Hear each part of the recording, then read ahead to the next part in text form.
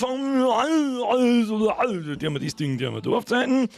Mein etwas zu heiß geratenes Heißgetränk, das der wir da her. Es hat verschissene 5 Grad draußen. Ich glaube, dass ich's Kotzen krieg. Das kann nur der Timmy Boy sein, ohne dass ich gescheit hinschaue. Natürlich ist es der Timmy Boy. Grüß dir daheim! As fucking always! Timmy Boy sein. So, ohne dass selber, das ist gut. Der Ton, der spitzt, das ist ja klar. Habe! Events, Birger, Freitag, 20. Hier, wir spielen No Rest for the Wicked. Mehr gibt's in 10 Minuten.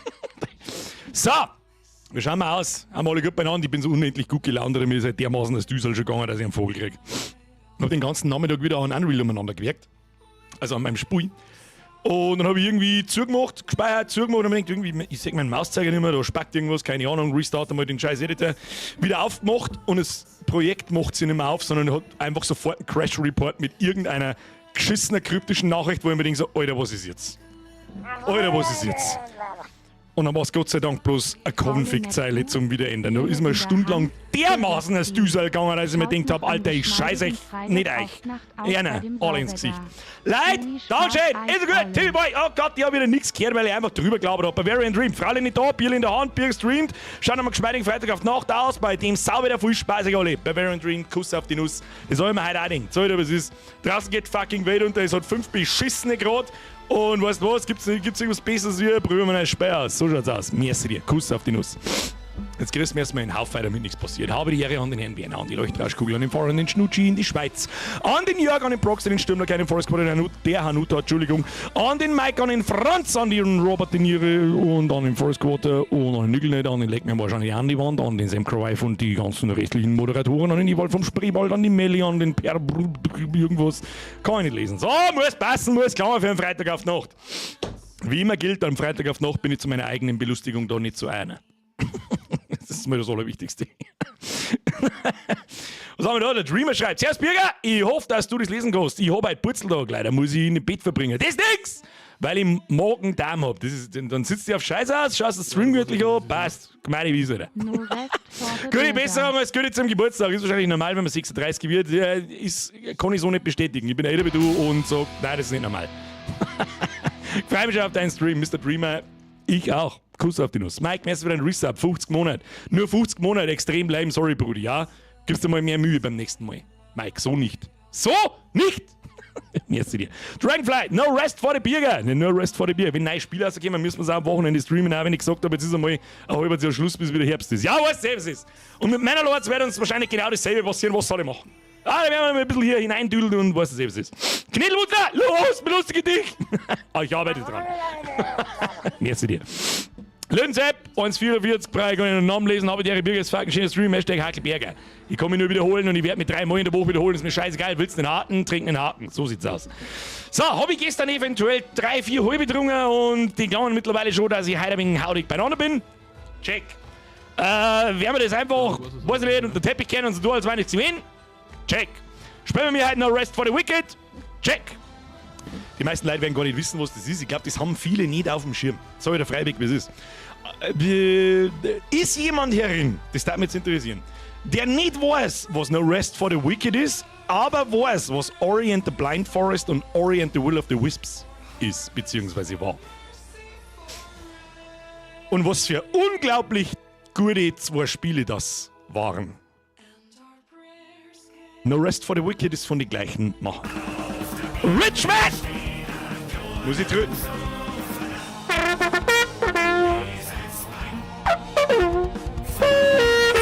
Da war ich gehört. Ich hoffe, von MRC seine Ohrwaschel blühten, wenn ich da ins Mikrofon eintüdel.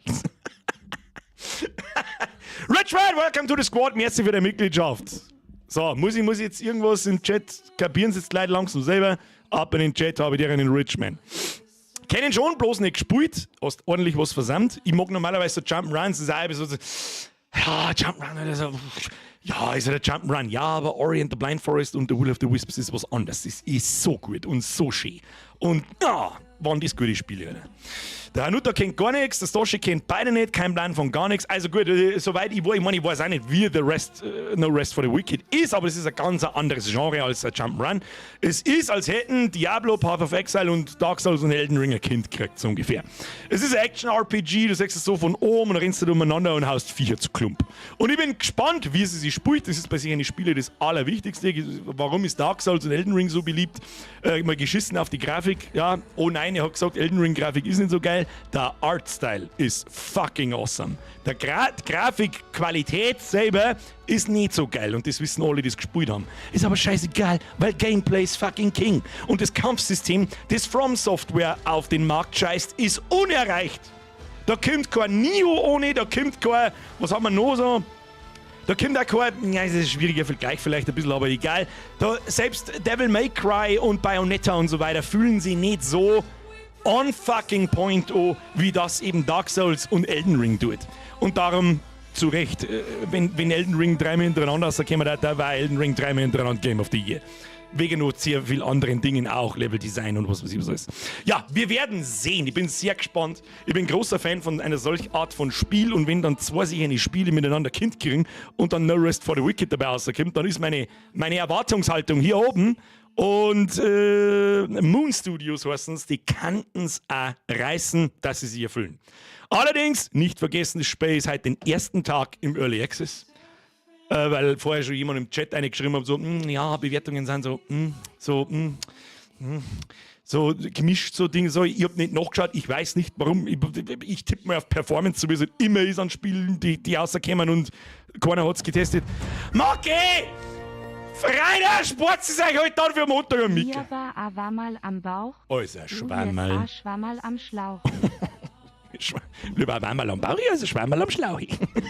Maki, der wird nicht alt. Maki, mehr so die 25 hat 2. Kuss auf die Nuss, Alter.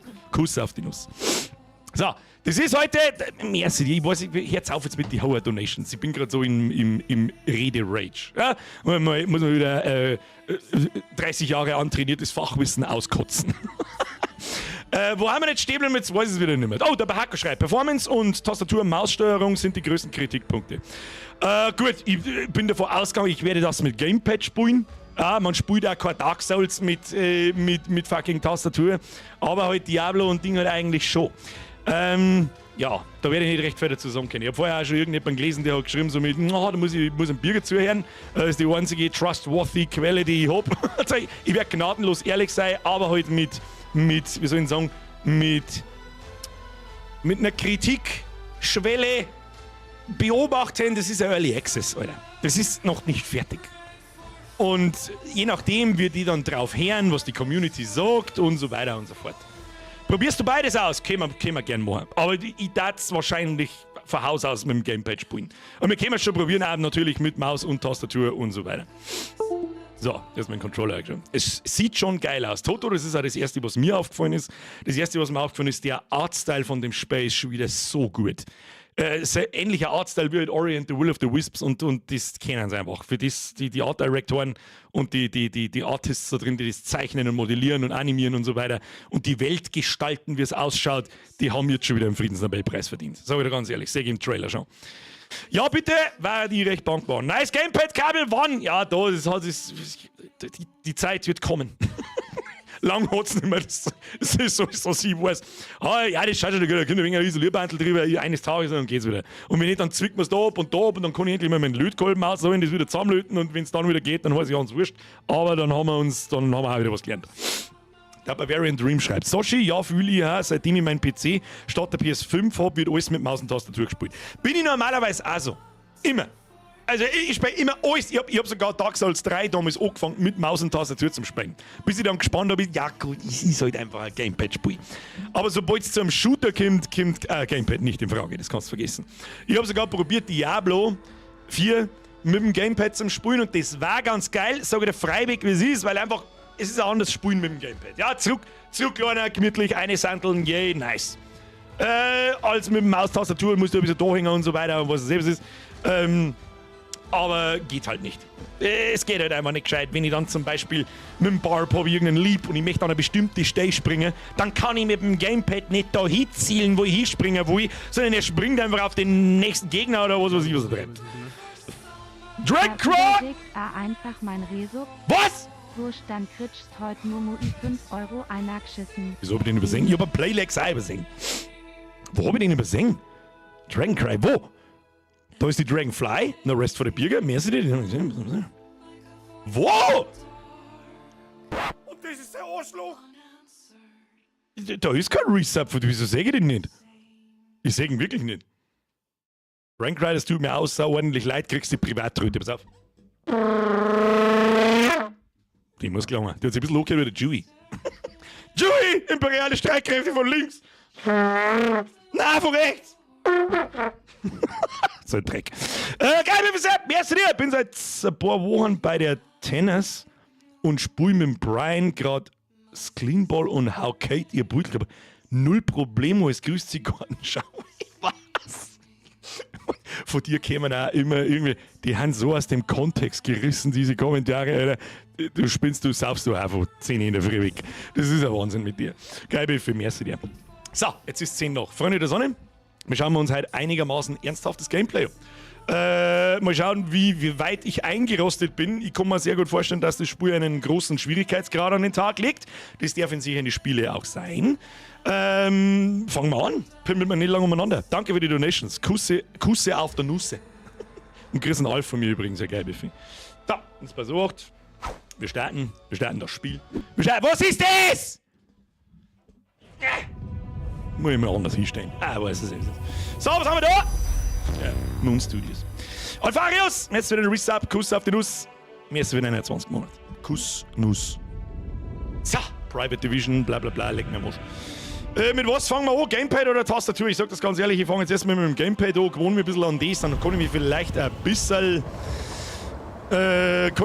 bisschen besser hineinfühlen, wie sie sich dann anfühlt mit der Tastatur. Dann kann ich vielleicht ein besseres Statement abgeben.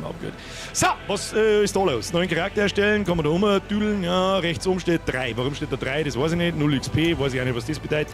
Da steht Reiche. Ich gehe auf Reiche. Okay, ich gehe auf Reiche und komme zu Charakter erstellen. Ich verstehe es nicht. Einstellungen. Was haben wir da? So Vollbildfenster, Grafik, Audio. Machen wir da gleich mal 75, Musik machen wir mal auf 60, das ist in Ordnung.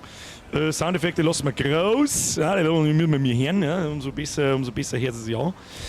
Extras, Credits, brauchen wir nicht. Grafik, Qualität, Rendermaßstab, bleibt schon alles auf Ziel FPS 60. Ne, wir brauchen alle FPS, Kinder. Wir brauchen alle 240 FPS. Maximale X-Skalierung, weiß ich nicht, was das bedeutet, wird schon passen. DLSS kommt demnächst, okay. Anzeige, V-Sync aus, das schaut alles gut aus, sonst brauchen wir noch nichts. Gameplay. Gegner automatisch anvisieren. Gut, das lassen wir mal drin. Tipps anzeigen, lassen wir auch alles drin. Gegnerische Gleichgewichtsbalken anzeigen. Oh, haben die sowas wie es in Sekiro gibt? Da ist ja auch nicht so wirklich darum gegangen, dass du deine Gegner umbringst. Und dann, ja, ich hab schon wieder die scheiß Donations an so los. Was ist da los? Wolfrick! Ich habe den Rettungssanitäter die falsche Blutgruppe für meine Ex-Freundin genannt. Jetzt wird sie am eigenen Leib erfahren, wie es sich anfühlt, abgelehnt zu werden. Jetzt wird sie am eigenen Leib erfahren, Heute sogar ein Heißgetränk. Damit so ein Wolfrick sein Scheiß der Box. Merci dir, Kuss auf die Nuss. Ja, ich hab wirklich ein Heißgetränk. Ich hab meiner Tejal geholt. Ne? So aus Tejal. Messmer Klassik. Schmeckt nach Arsch und Friedrich. So, wir werden einfach schauen. So, hier einen neuen Charakter erstellen. Hätte mal ins Gym Tonic schauen sollen. Schaut aber nicht so eine Haxen, Alter. Seinen Lebtag noch keine 5 Meter nicht gelaufen. Weiß nicht, was da los ist. Was mit ihrer? Sehr gebärfreudiges Becken. Ja, da ist genau andersrum. Die hätte mal mehr Gewicht erheben sollen. Weiß ich nicht, was da wieder los ist. Aber wir spielen natürlich einen Typen. Ja, irgendwie ist aber trotzdem, fängt es da schon an. Das Art-Design ist einfach witzig irgendwie. Warum? Warum? Time for the Dip-Fund. Ja, ich fürchte auch, dass heute sehr viele Töpfe fallen werden. Ja, Charakter erstellen, Körpertyp auswählen, das nicht mehr, auswählen, zurück. Machen wir so. Oh! Okay, es gibt sogar Character anpassen. Warum ist das so verschwommen? Warum ist sein Gesicht so verschwommen? Was soll denn das wieder? Nehmen wir einen ganz schmalen, ganz dünner Teufel. Ja? Etwas Asiatisches, da schauen wir wütend aus. Dann schauen wir aus wie Pussy. Ja, nehmen wir das. Vorlage auswählen. Kann ich das nicht selber irgendwie anpassen? Ist das wichtig? Keine Ahnung, was sagt nicht. Gib einen Namen ein! Natürlich immer in RPGs ist das erst einmal die Elisabeth. Das ist ja klar. So, Namen eingeben, anpassen. Was passiert? Ah! Da schon hin. Gesichter. Okay. Haar! Geile Frisur. Ah, der gute Seitenscheitel. Mhm. Ja, okay. Ja, Frisur ist wichtig. Frisur und Haarfarbe ist wichtig, der Rest in 6 zu. Das ist der gemeine Müllbeutel. Ja, schön umgekehrt. Oh, müssen wir da wieder einen Foodlab bei Franz machen. Schau mal. Das schaut irgendwie nicht so. Ja, weiß ich nicht. Oder ein bisschen Guybrush 3. Alles klar. Wir sind jetzt wahrscheinlich schon wieder eine Dreiviertelstunde im Charakter-Edit. Was haben wir da? Ja, das ist. Ja, wobei, ist auch gar nicht so schlecht. Schau. Oh!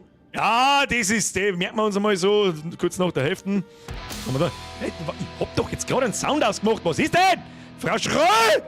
Merci dir für den Resub. Kuss auf die Nuss. So, der Rest Sound aus. Sorry, hab ich vergessen.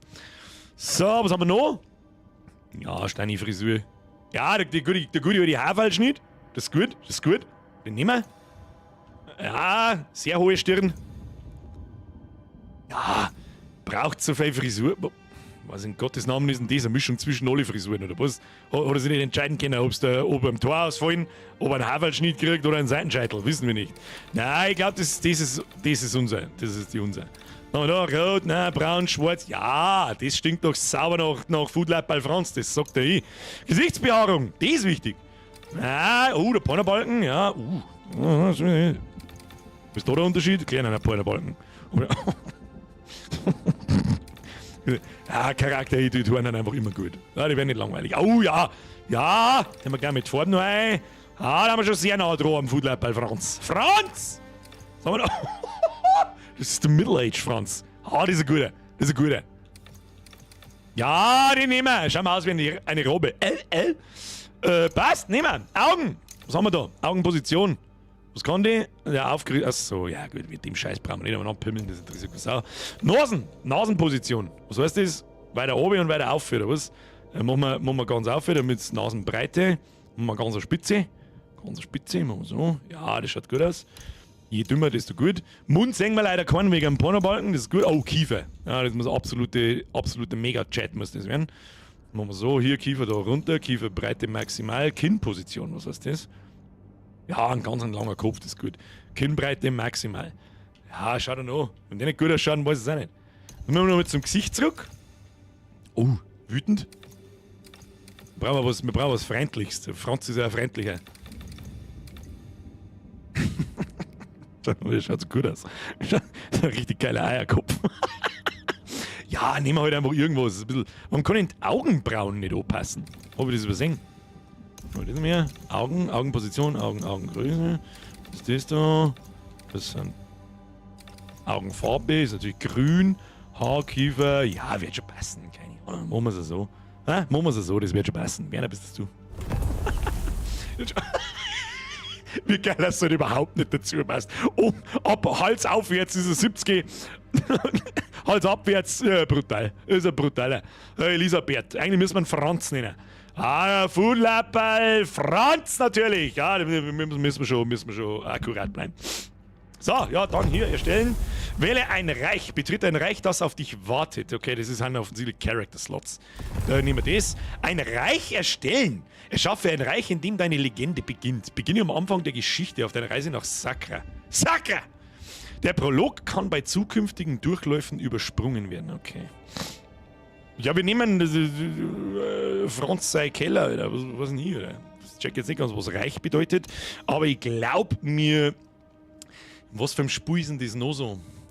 Da gibt es auch ein RPG, da wo es daheim zu, ich glaube Pillars of Eternity beim Zwarer, hast du nicht auch so eine Burg, die du auseinanderbaust und so einen Scheiß, und du kannst dein Reich dann benennen oder ach. Ja, ist ja wurscht. Willkommen In den letzten 6 Jahren haben wir unser gesamtes Herzblut in die Entwicklung einer ARPG-Erfahrung der nächsten Generation gesteckt. Eine Erfahrung, von der wir hoffen, dass sie das Genre voranbringen wird. Das hoffe ich auch sehr. Diese Veröffentlichung von No Rest for the Wicked im Early Access läutet eine neue Ära für Moon Studios ein. Die haben offensichtlich genügend verdient mit die Ori-Spiele, dass jetzt das da mehr kennen, was ich grundlegend gut finde. Und normalerweise ist dieses Genre an Spui nicht so weit verbreitet, dass man da richtig krass reich wird damit. Das muss schon ein verfickt gutes Spiel sein. Wir freuen uns, dass du dich mit uns auf die Reise begibst und wissen dein Feedback sowie deine Hilfe dabei, das Spiel auf dem Weg zur Version 1.0 zu gestalten, sehr zu schätzen. Mach dich auf ein episches Abenteuer, erbarmungslose, fordernde Kämpfe und ein Erlebnis, das noch im Entstehen begriffen ist, gefasst. Wenn du soweit bist, dann auf nach Sakra! Los geht's. Schauen wir mal, was du kannst. Das sprechen wir doch Genre aus. Ja, stimmt. When I was a child, Irmgard told me stories. Irmgard! Wir stranden natürlich erstmal ganz klassisch am Strand und kämpfen wahrscheinlich erstmal gegen Krebs. Das haben wir, glaube ich, aber schon im Trailer gesehen. Hat ja Artstyle, I fucking love it. Said the pestilence turned men's faces inside out.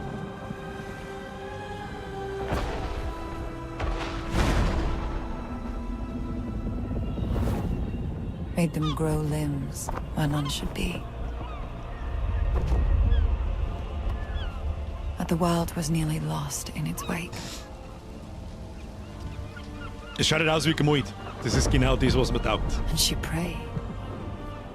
Ohne dass wir beschissene Comic-Fortnite-Grafik wirken. Could So. never need to return. Ein bisschen Grimdark.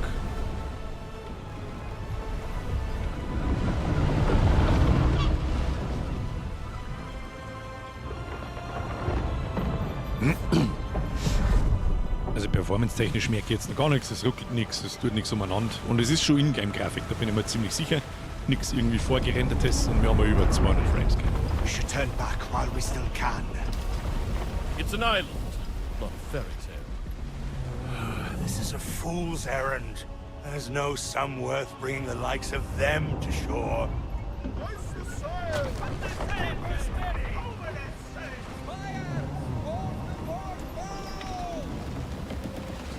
Das kann man mir sein, hä?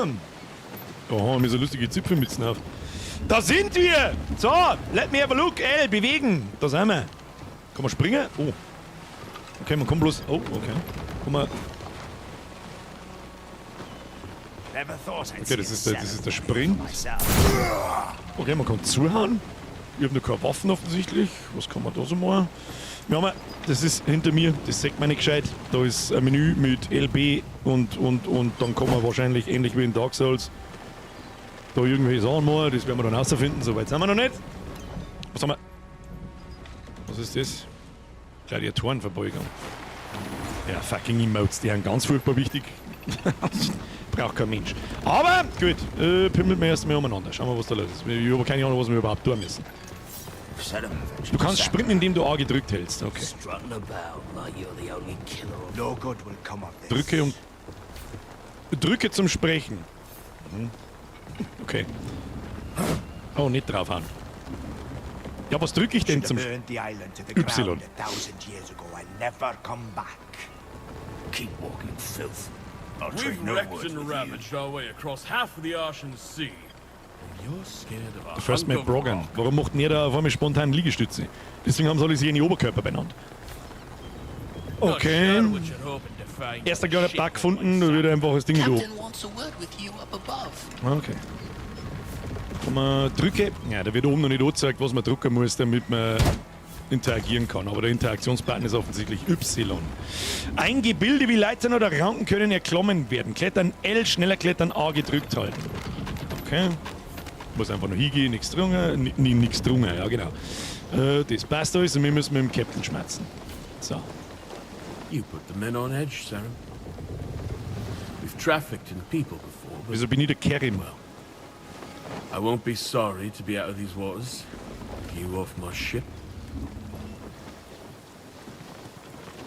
Warum müssen wir mir was haben wir mir Base? I was paid to deliver you to Sakura in one piece. And I will. But get to your quarters and stay out of our way till landfall. Walt will let you below decks. wer immer der Wort ist. Aber es ist offensichtlich ein Name. Dann gehen wir wieder oben. Ja, oben rutschen. Das ist unser Quartier. Und dann ist die Frage, was wir hier tun. Okay, hier sind wir. Oh, erster Loot! Drücke, um die Truhe zu öffnen. Ja, offensichtlich hat der Y-Knopf hat's nicht geschafft. Oh, was haben wir? Beute.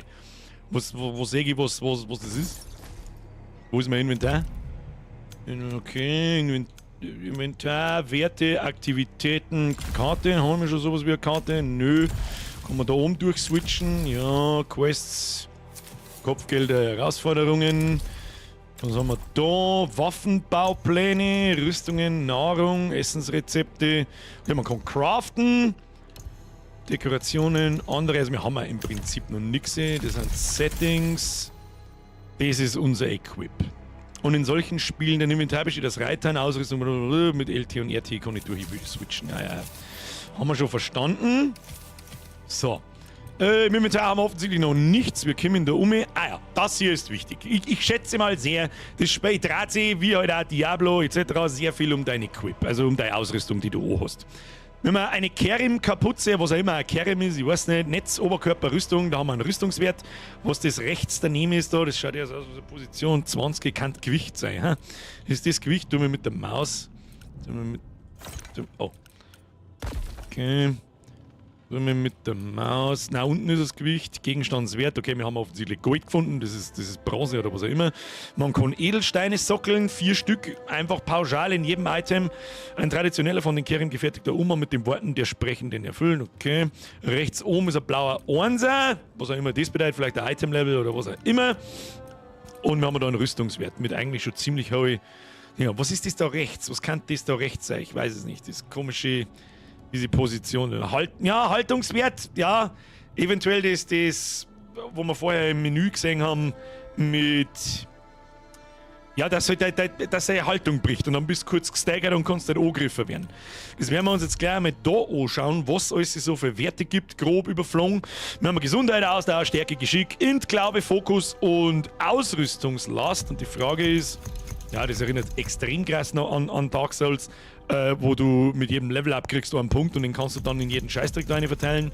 Da haben wir allgemein Trefferpunkte, Ausdauerpunkte, Ausdauerregeneration, Fokuspunkte und Fokusgewinn. Ich würde jetzt mal sagen, Fokus ist sowas wie Mana. Haben wir Verteidigung, Rüstung, ja, Gleichgewicht. Da steht schon, Gleichgewicht. Also Rüstung ist der linke Wert, Gleichgewicht ist der rechte und dann haben wir Feuer, Kälte, Schock und Seuchenwiderstand. Ausrüstungslast, und eine Gewichtsklasse, genau wie in Dark Souls und Elden Ring. Wenn du dann schwerer eine Rüstung anziehst und dann ganz rechts oben über den ersten Balken kommst, unterm ersten Balken bist, ist wahrscheinlich leichte Rüstung. Dann beim mittleren Balken ist du bist mittelbelastet und drüber ist schwer. Und umso langsamer laufst du und umso langsamer sind deine Rollen und den ganzen Scheiß. Ja, macht schon Sinn. Also das ist 1:1 Dark Souls. Und ich vergleiche das immer öfter mit Dark Souls als mit Elden Ring, weil ich Dark Souls 8 mal durchgespielt habe und Elden Ring leider nicht einmal, weil ich ein totaler Trottel bin. Okay, ja, genug davon. Wir gehen jetzt einmal oben. Da ist eine Ratz! Eine Ratsche! Zerstörbare Gegenstände, gewisse Objekte sind zerstörbar. Wenn du sie zerstörst, geben sie vielleicht zuvor verborgene Beute frei. Können wir die, so was quasi mit die wo hat denn jetzt sie oder? Naja, Fassel zerstörbar, sehr gut. Angriff fühlt sich sehr wuchtiger. Drücke, um Beute einzusammeln. Okay. Schauen wir mal. Der Meere wird da nicht sein. Doch, tatsächlich. Ja, natürlich. Es wird alles gelootet. Wichtig. Oh. Haben wir schon bei Gegner automatisch anvisieren. Das hätte ich gern eigentlich wie in Dark Souls. Ich drücke auf den Stick und dann habe ich einen Fokuspunkt und habe den einen Gegner und nicht, wenn ich zuhaue, haut er den oder den, der gerade nicht da ist. Das werden wir uns dann einmal anschauen, wenn einmal mehrere Gegner da sind als bloß einer. So, wie kriegen wir jetzt die. Was drücke. Was? Um zu schleichen. Was? Man kann schleichen? Man kann sich. Okay, da passieren noch ein paar komische Sachen. Der Schlag fühlt sich extrem wuchtig an. Da lang umeinander pimmelt und jeden kleinen scheiß Center aufklappt, da brauchen wir bloß ewig, das ist nix. Okay, ruckel und studier kurz, was auch immer jetzt da gerade einer gelohnt worden ist. Und irgendwie kann man schleichen, wenn es jetzt da an die Wand nicht gehst, dann kann ich mich da so ohne. Gewisse Objekte sind zerstörbar, angreifen. Nein, das interessiert mich eigentlich nicht. Naja, gut. Hey, aber, you. Hey, ihr helft mir beim Kochen. Oh, jetzt werden wir ins Crafting wahrscheinlich schon eingeführt. Schauen wir mal. Was ist da los? Drücke, um Beifußwurzel einzusammeln. Beifußwurzel. Was auch immer das bedeuten mag. Ich weiß nicht. Ich hau ihm erst mal Kich zusammen und... Okay, man kann durch die Wand hauen. Interessant. Bring mir die Pilze aus dem Regal und die Kräuter vom Tisch. Ich muss weiter umrühren, sonst brennt es an. Okay, Schwammerlein offensichtlich da. Die nehmen. Ist dieser Quest... mehr kann sprechen. Rein damit! Mitsamt etwas Meerwasser und eine Menge Sägespäne. Klar kann man im Notfall einen Pilz essen, aber es geht nicht über eine warme Mahlzeit. Hier, nehmt euch was. Haben wir jetzt eine Pilzsuppe gekriegt. Du hast Nahrung erhalten. Der Verzehr von Nahrung stellt normalerweise Gesundheit wieder her, aber einige gewähren stattdessen manchmal vorübergehende Buffs. Wenn ich jetzt auf Steuerkreuz nach oben drücke, dann werden wir die Nahrung essen. Das mag ich jetzt aber nicht. Sehen wir mir im Inventar irgendwo. Na, da müssen wir mal. Pilzsuppe, einfache Speise, stellt sofort 35 Gesundheit wieder her. Auf Y können wir es verwenden, das wollen wir nicht. Das ist jetzt auf dem Quickslot da rechts unten, das ist okay. Ich weiß noch nicht, ob ich warm wir mit... Was ist mit dem da? Geh nach unten in die Kabine und ruh dich den Rest der Nacht aus. Wir kann man aber auch da herin alles verwüsten. So ist das nicht. Ja, haben wir einen Fisch gefunden. Ein roher Karpfen. Muss ich nicht fischen gehen, oder? Ich glaube, es gibt auch Angeln als Tätigkeit so nebenbei. Also auch wirklich so Sammeltätigkeiten, was ungewöhnlich ist in solchen Spielen, muss ich ganz ehrlich sagen. Zum... Ja, wobei eigentlich nicht. Real nice like. Don't fret if you can't sleep. First few weeks aboard, I couldn't catch a wink. So, jetzt nichts dazu. Das ist also mein Bett, da hast du richtig mir gegeben. Da schlafen wir mal, ich mach jetzt einmal irgendwelche Viecher zusammenpimmeln. Viecher zusammenpimmeln. Rip Rods, der erste Gegner im Spiel. Ja, ich habe aus Versehen erschlagen. War Versehen. Wollte nicht. Oh. Natürlich geht das Schiff unter, das ist ja klar. Das ist ja klar. Sind wir da? Warum wir so lustige Zipfelmützen aufhaben, weiß ich nicht. Wahrscheinlich ist das wieder Equipment, das man kriegt, weil man vorbestellt hat. Was ist es ja nicht vorbestellt, ich habe es in der Early Access gekauft. Das wird so eine Early Access Belohnung sein, keine Ahnung. So, müssen wir uns jetzt da verpissen, sehe ich das richtig? Oh, da ist Loot von dem anderen Schwert. Oh, Gegenstände. Oh, okay. Blutverrostetes Schwert, das passen wir auch auf. Was mich schon wieder fertig macht, ist, dass das Spiel weiterläuft, währenddessen ich im Inventar bin. Das nervt mich in Dark Souls auch, sag ich dir, was es ist. So, blutverrostetes Schwert, einhängige gerades Schwert, hat 10 Rüstungsdurchbrechen, 7 Schaden, X Drehung. Oh, die haben verschiedene Fähigkeiten auf die verschiedenen Knöpfe. Das ist cool. Dann haben wir grün, Kosten 12 und gelb, Gewinne 74. Das heißt, das rechte ist wahrscheinlich Fokus und das linke Ausdauer? Wahrscheinlich. Edelsteine können wir sagen, ja, Anforderungen, Anforderungen haben wir, 10 Stärke wahrscheinlich. Und unten haben wir eine Haltbarkeit und ein Gewicht. Ja, okay. Equippen, Schwert drin. Gib mir her. Oh shit, was ist jetzt? Okay. Du hast einen ausrüstbaren Gegenstand erhalten. Lege ihn über das Inventar an. Öffne das Inventar, indem du Start drückst. Ja, gut, haben wir schon gemacht. Schließen. So, jetzt hau ich da zu. Und wenn ich da drauf bleibe, dann wird es ein starker Schlag. Okay, was kann ich mit R? Ja, B. Na, weg.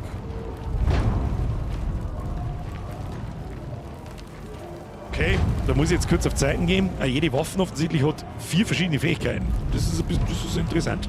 Wenn ich RB drückt halt da, dann taucht das Ding auf und da drunter steht 50, ich glaube es ist Fokus. Da müssen wir nochmal schnell schauen, was das ist. Warte mal. Ja, ist Fokus. Da sehen wir es, das ist das Symbol für Fokus. Und oben der kleine Stiefel ist für Ausdauer. Das heißt, beim Zuhauen, wie verstehe ich das? Achtung, lassen wir mal das in die. Beim Zuhauen gewinnen wir 74 Fokus, was ein bisschen viel ist pro Schlag, da jetzt meinen. Und kostet uns 12 Ausdauer. Und wenn ich jetzt da auf RB drücke und X, ich habe natürlich jetzt keine 50 Fokus, dann kann man da irgendeine Special Attack machen oder sonst was, aber das werden wir schon herausfinden. So. Also, oh, erster Gegner, Kampfgrundlagen. Greife Gegner mit X an, verursache mehr Schaden, indem du X gedrückt hältst und so einen geladenen Angriff vollführst. Jawohl. Weiche Angriffen aus, indem du auf A ausweichen tippst. Diese Aktionen verbrauchen Ausdauer. Ohne Ausdauer kannst du nicht angreifen oder ausweichen. Ja, das ist das typische Ausdauersystem, auch bekannt aus Dark Souls etc. Und es ist auch ganz wichtig, lass mir jetzt mal, der ist wichtig. Die gute alte Ich bin unverwundbar Rolle ist das wichtigste Utensil. So, kann ich da jetzt... Ah ja. Druck auf den rechten Stick. Jetzt schauen wir erstmal, was das Mistviech kann. Hauen wir mal... Okay, ich wollte dir einen aufgeladenen geben. Was kannst du so? 2 mit zuhauen. Okay. Und zurück. Oh, er haut trotzdem zu, wenn man treffen. Ah, er haut trotzdem zu. Spritzt Schäfer in Blut, das gefällt mir gut. Haben wir aber ein bisschen aufs Maul gekriegt. Ah, das ist in Ordnung. Holzschild. Du hast einen Gegenstand für die Nebenhand erhalten, rüste ihn im Inventar aus. Kann man da aktiv blocken? Von Wetter... Anforderungen, was ist der Bogen? Da werde ich noch ein paar Mal nachschauen müssen, fürchte ich. Warte mal. Was ist der Bogen? Geschicklichkeit. Ja, gut. Ausgerüstet, wir können blocken. Please tell me. LB. Halte einen Schild bereit, um gegnerische Angriffe zu blocken und den erlittenen Schaden zu verringern. Also man kriegt trotzdem Damage wahrscheinlich, aber weniger. Schilde verbrauchen Ausdauer. Wenn dir die Ausdauer ausgeht, während du einen Angriff blockst, wird deine Haltung gebrochen. Schild bereit machen, LB. Das heißt, mit LB, den wir blocken, kann man währenddessen zuhauen. Ja, das ist ja gut. Ja, ich mag den Playstyle von Schwert und Schild, auch in sämtlichen anderen Spielen. Was ich sehr cool finde, ist, wenn ich durch die Leiche durchgehe, dass ich Blut spritze. Oh, das Memberman! Schau hier! Oh, leck, Alter, was war denn das? Ja, vielleicht ein bisschen Fellfassel, die da umeinander haut. Okay, interesting. Ja. Kostet das eigentlich Ausdauer? Wo ist unsere Ausdauer eigentlich? Ach, die wird man nur in dem Ring da angezeigt, oder was? Es wäre aber geil, wenn ich einen Ausdauerbalken oben unter der Lebensleisten hätte. Ja, gut, aber es stirbt jetzt auch keiner. Schauen wir mal, wie sie sich dann anfühlt. So, gehen wir auf. Interessant wird es wahrscheinlich erst mit... Jetzt wollen wir mal blocken. Schwirren wir mal eine, damit nichts passiert. Ja, die steppen schon ziemlich weit wieder. Nochmal schauen, ob wir Schaden kriegen. Ja, ganz wenig. Ja, dann nehme ich lieber eine Aus... Ah, ich kann nicht ausweichen, ich verstehe. Okay. Ich kann ohne Ausdauer nicht ausweichen und was mich ein bisschen stört ist, ich sehe meinen Ausdauerbalken nicht, währenddessen ich nicht brauche. Ich würde gerne immer sehen, dass ich weiß, so, oh, ich kann nur ausweichen oder halt eben nicht. Weil dann gehe ich her und heb meinen Schädel in den Tee oder weiche halt aus. Aber gut, stirbt auch keiner. Mehr Gegner. Wo? Alles zusammendreschen. Können wir nichts zusammendreschen. Oh, Ausdauer ist wichtig. Man kann maximal 4 Mal zuhauen. Sprinte von Oberflächen an Kanten, um zu springen und kleine Abgründe zu überqueren. Springt er von selber? Tatsächlich. Erinnert mich ein bisschen an Zelda Ocarina of Time, da war das auch so. Da habe ich... Wo Gegner? Halt die A gedrückt und drücke den Spielercharakter gegen ein Objekt, um es zu erklimmen. Was soll ich denn jetzt da erklimmen? Ah, Vaulting, okay, ja. Der graffelt ist... So, was ich jetzt gleich probiere, zählt nicht. Zählt ums Verrecken nicht als Top, wenn ich jetzt stirb. Ich möchte wissen, ob der Charakter immer von der Kanten springt, auch wenn ich die Gap nicht schaffe. Okay, ich meine, wir sterben. Aber gut. Da müssen wir noch... Ja, ich wisst schon, was ich meine. Ich hab's ehrlich gemeint, bevor wir da oben haben wir dann tot.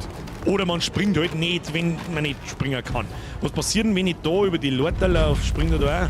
Naja, fang das Graben. Wenn ich von links laufe, springt er dann? Oh, nice to know. Nice to know. Nice to know. Wo waren wir? Da waren wir. Springen, ja, kriegen wir hin. Der Sprung fühlt sich ein bisschen seltsam an. Vor allem auf der anderen Seite. Das schaut fast aus, als würde man runterfallen. Ich frage mich, was da passiert, aber gut. Doch, Topf ist Topf. Ja, gut. Nix plus ein Topf. Werden wir nicht gestorben. Topf zählt nur, wenn wir sterben. So, jetzt gehen wir wieder weiter. Näher dir an der Wand neben der Tür und drücke Y, um an der Wand entlang zu schlagen. Ah, okay. Okay. Coole Mechanik. Kannst du sagen, was du magst. Was haben wir da? Gegnerische Schwachstellen. Bring einen Gegner ins Taumeln, um ihn kurzzeitig angreifbarer zu machen. Waffenursachen. Icon Poise. Da gehört wahrscheinlich das Gift-Icon hier, das nur vergessen worden ist. Gleichgewichtsschaden, welcher die Gleichgewichtsanzeige über einen Gegner erhöht. Sobald sie voll ist, taumelt der Gegner. Das erinnert sehr gerade, da hat man sie bei Sekiro bedient. Das ist genau das Gleiche. Alternativ kannst du LT parieren. Was mit dem Trigger parieren? Was ist das für Behinderung? Ein Gegner dich trifft, um ihn sofort zum Taumeln zu... Oh, parieren ist die Königsklasse des... Okay, dann haben wir... Ja, vielleicht sollten wir mal eine Pilzsuppe essen. Tu mir Pilzsuppe her. Pilzsuppe fressen. So. Gegner. Probieren wir mal ein bisschen umeinander. Ja, selbe Parier-Ding. Und Abflug. Oh. Komm, nochmal. Autsch. Okay. Ja. Okay, er ist angreifbar, wenn er seine Schläge gemacht hat. Und wenn man parieren, kann man sofort ertrischen. Okay. Ja, parieren hat ein schönes Zeitfenster, fühlt sich gut an. Wer gerade daheim sitzt und sich denkt, Alter, was labert der Typ? Du kannst blocken, du kannst aber, wenn der Gegner zuhaut und in dem Moment, wo dir das Schwert vom Gegner treffen würde, drückst du parieren. Das ist so ein Schildschlag-Ding, ein Parieren halt. Und wenn das zusammenpasst, dann wird der Gegner gestaggert. Und in dem Moment kannst du ihn dann zerpimmeln. Sekiro basiert da nur da drauf. Ja? Da greifst du nicht an, weil alles geblockt wird, sondern du blockst Gegnerschläge, um dann zuzumhauen. Was haben wir da? Kleine Ausdauer-Fiole. Du hast einen Schnellauswahlgegenstand erhalten. Schnellauswahlgegenstände bieten eine Reihe an nützlichen Buffs. Das heißt, ich kann dann das saufen und dann habe ich wieder sofort Ausdauer. Sowas nehme ich seltsamerweise in Dark Souls und Elden Ring auch über nie her. Frage mich nicht warum. So, jetzt haben wir da noch was Zeug zusammen. Das ist vielleicht ein bisschen viel Schrott, der da umeinander fliegt, wenn man da reinhaut. Aber gut. Ja, bis jetzt fühlt sich ziemlich geil aus. Sag ich dir freiweg, wie es ist. Manchmal kannst du deine Gegner überraschen. Nähere dich Gegnern von hinten, bis Totenschädel erscheint und drücke dann X, um einen Angriff aus dem Hinterhalt auszuführen. Den linken Stick eindrücke, schleiche, damit du nicht so schnell entdeckt wirst. Angriffe aus dem Hinterhalt. Okay. So. Oh. Okay, man kann sich dann da so ducken, ich verstehe. Dann machen wir so. Very nice! Oh, das ist unser Spezi, der unser Bett gemacht hat. I tried to fight like you. Character Artwork, das heißt ziemlich cool. Jetzt mit der blutigen Nase und so. Ich habe versucht, wie ihr zu kämpfen, aber das kann ich nicht. Mein Name ist nicht Wort. Er lautet. Ist er jetzt gestorben oder was? Was ist denn? Wieso hat der Gegner nichts gedroppt? Ich bin da, ja, können wir Loot! Aber die Schläge fühlen sich sehr wuchtig, oder? Haben sie sich wirklich Mühe gegeben? Macht Spaß. Fühlt sich gut an. Ja, schauen wir mal. Ich weiß nicht, was ich mit dem Typen da ist, ist mir jetzt nicht wurscht. Beim Erklimmen von Gebilden wie Rampen wird Ausdauer verbraucht. Falls die Ausdauer während des Kletterns komplett verbraucht wird, fällst du herab. Okay, auch eine interessante. Das heißt, wenn ich da hängen bleibe. Okay, wenn ich hängen bleibe, geht meine Ausdauer auch nach unten oder was? Oder nur wenn ich mich rühre. Und das finde ich komisch, dass da jetzt der Ausdauerbalken verschwindet. Obwohl ich gerne sehen möchte, wie viel Ausdauer habe ich noch, weil ich hänge ja noch. Oben leuchtet es doch blau.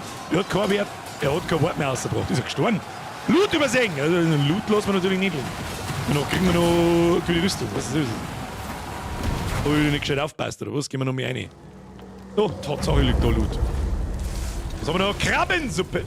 Geschmackig. Die habe ich einfach gnadenlos übersehen, gesagt, was ist.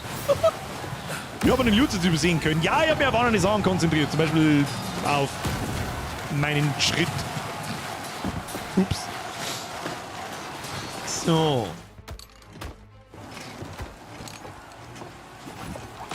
Ansonsten, was mir schon mit ziemlich gut gefällt, ist das Vertikale. Ja, du kannst da kraxeln und springen und lauter so einen Scheiß. Das gibt es natürlich in Diablo nicht. Oder es ist auch nicht so viel mit Diablo zum Tor irgendwie. Das haben wir im Trailer schon gesehen, glaube ich. So, aber runtergeschossen. Da oben wird gefochten. Oh, sie schaut aus wie ein Charakter, den wir noch öfter sehen. Let it burn! Show these mainlanders that Sakra is our island! Die Gesundheitsanzeige von Verbündeten sind blau und die der Gegner rot. Okay, ich verstehe. Das heißt, wir können uns, das darf mich interessieren, aber ich kann mich da gleich mal vorhin durchschleiern oder so. Ah! Wieso hast du auf mich, du Arschloch? Du Arschloch!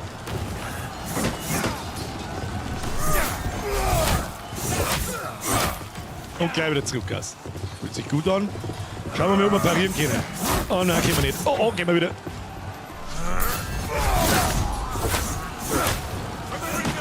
One noch. Vielleicht sollten wir das schneller machen, weil die ja sterben. Und weg. Es ist ein ziemlich großes Zeitfenster zwischen zuhauen und dann eine Rolle machen. Was ist denn mit dir eigentlich? Haust du auch irgendwann mal zu, oder was? Ach du Scheiße.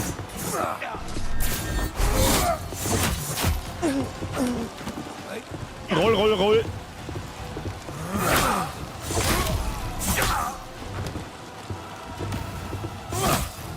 Ein bisschen konzentrieren da. Kann nicht viel. Jetzt aber eine pariert ins Viech. Daneben pariert. Oh, leck, Alter, was kommt der aus? Okay, da müssen wir jetzt ein bisschen schauen.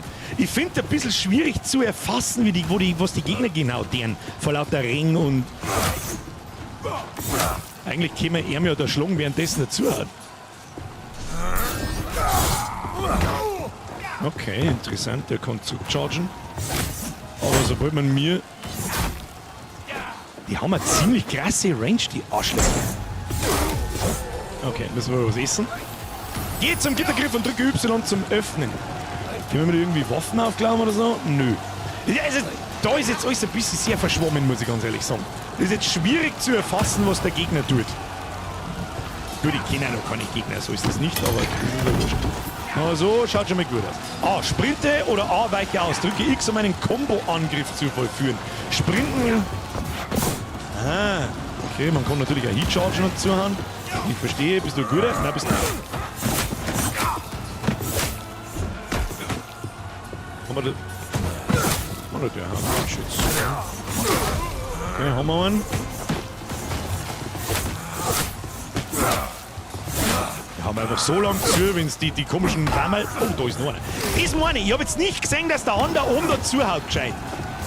Kann man sie währenddessen hinten anschleichen oder so? Ne.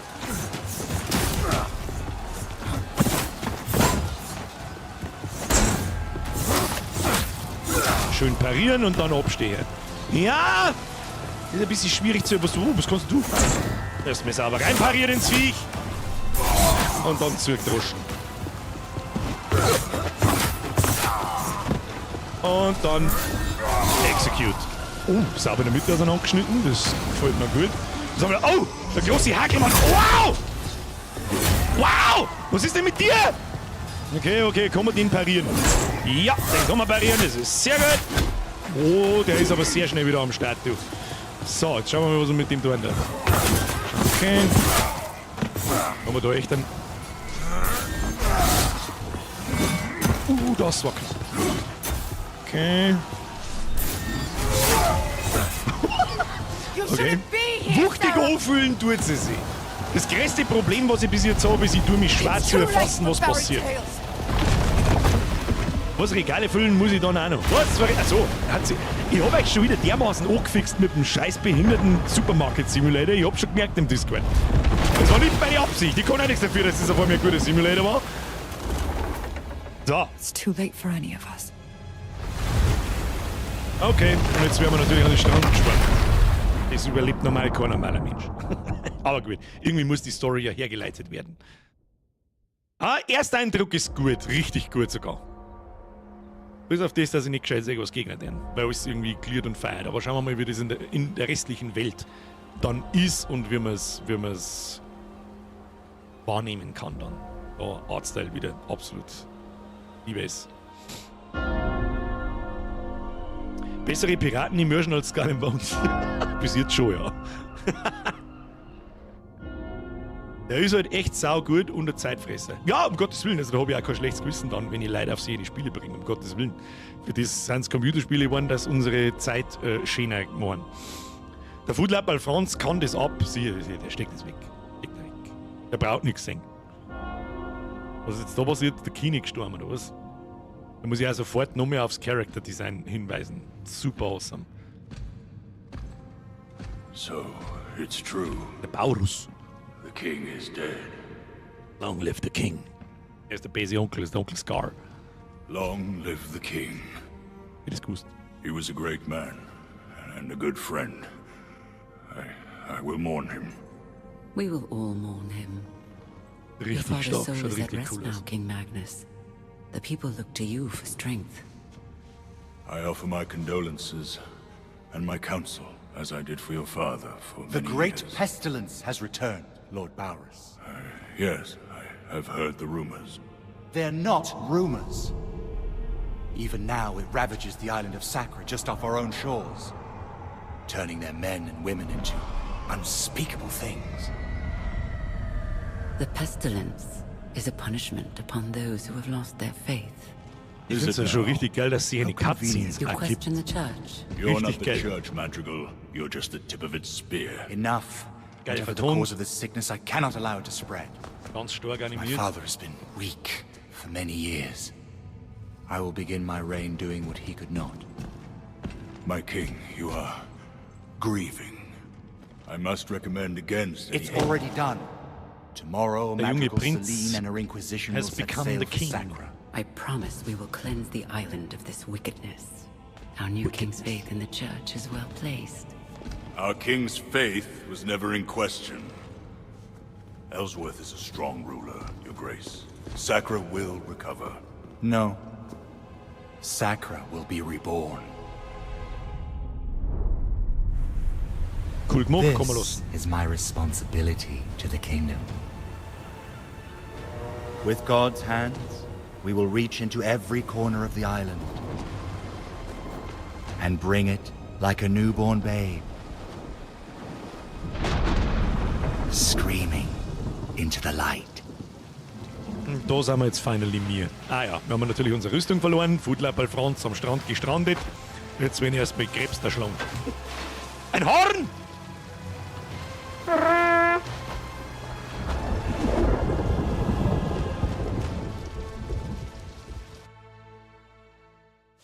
Also, Ersteindruck ganz stark. Ich muss allerdings zu meiner Verteidigung dazu sagen, bei solchen Spielen lege ich bei der Story keinen Wert drauf. Das ist mir scheißegal. Gameplay ist alles, ich bin gekommen zum Viecher der Schlange und das war's. So, was haben wir da? Muschel. Ich weiß nicht, ob das jetzt wichtig ist, dass sich die da physikalisch richtig bewegt, das war ein Vogel! Ja, wir haben nur Feistling. Okay, wir haben am Strand, die Reise geht los. Die Untiefen. Riskant. Was auch immer das bedeutet, weiß ich nicht. Was haben wir da? Drücke, Pilz sammeln. Okay. Oh, da haben ein paar so Rochentypen. Was haben wir da?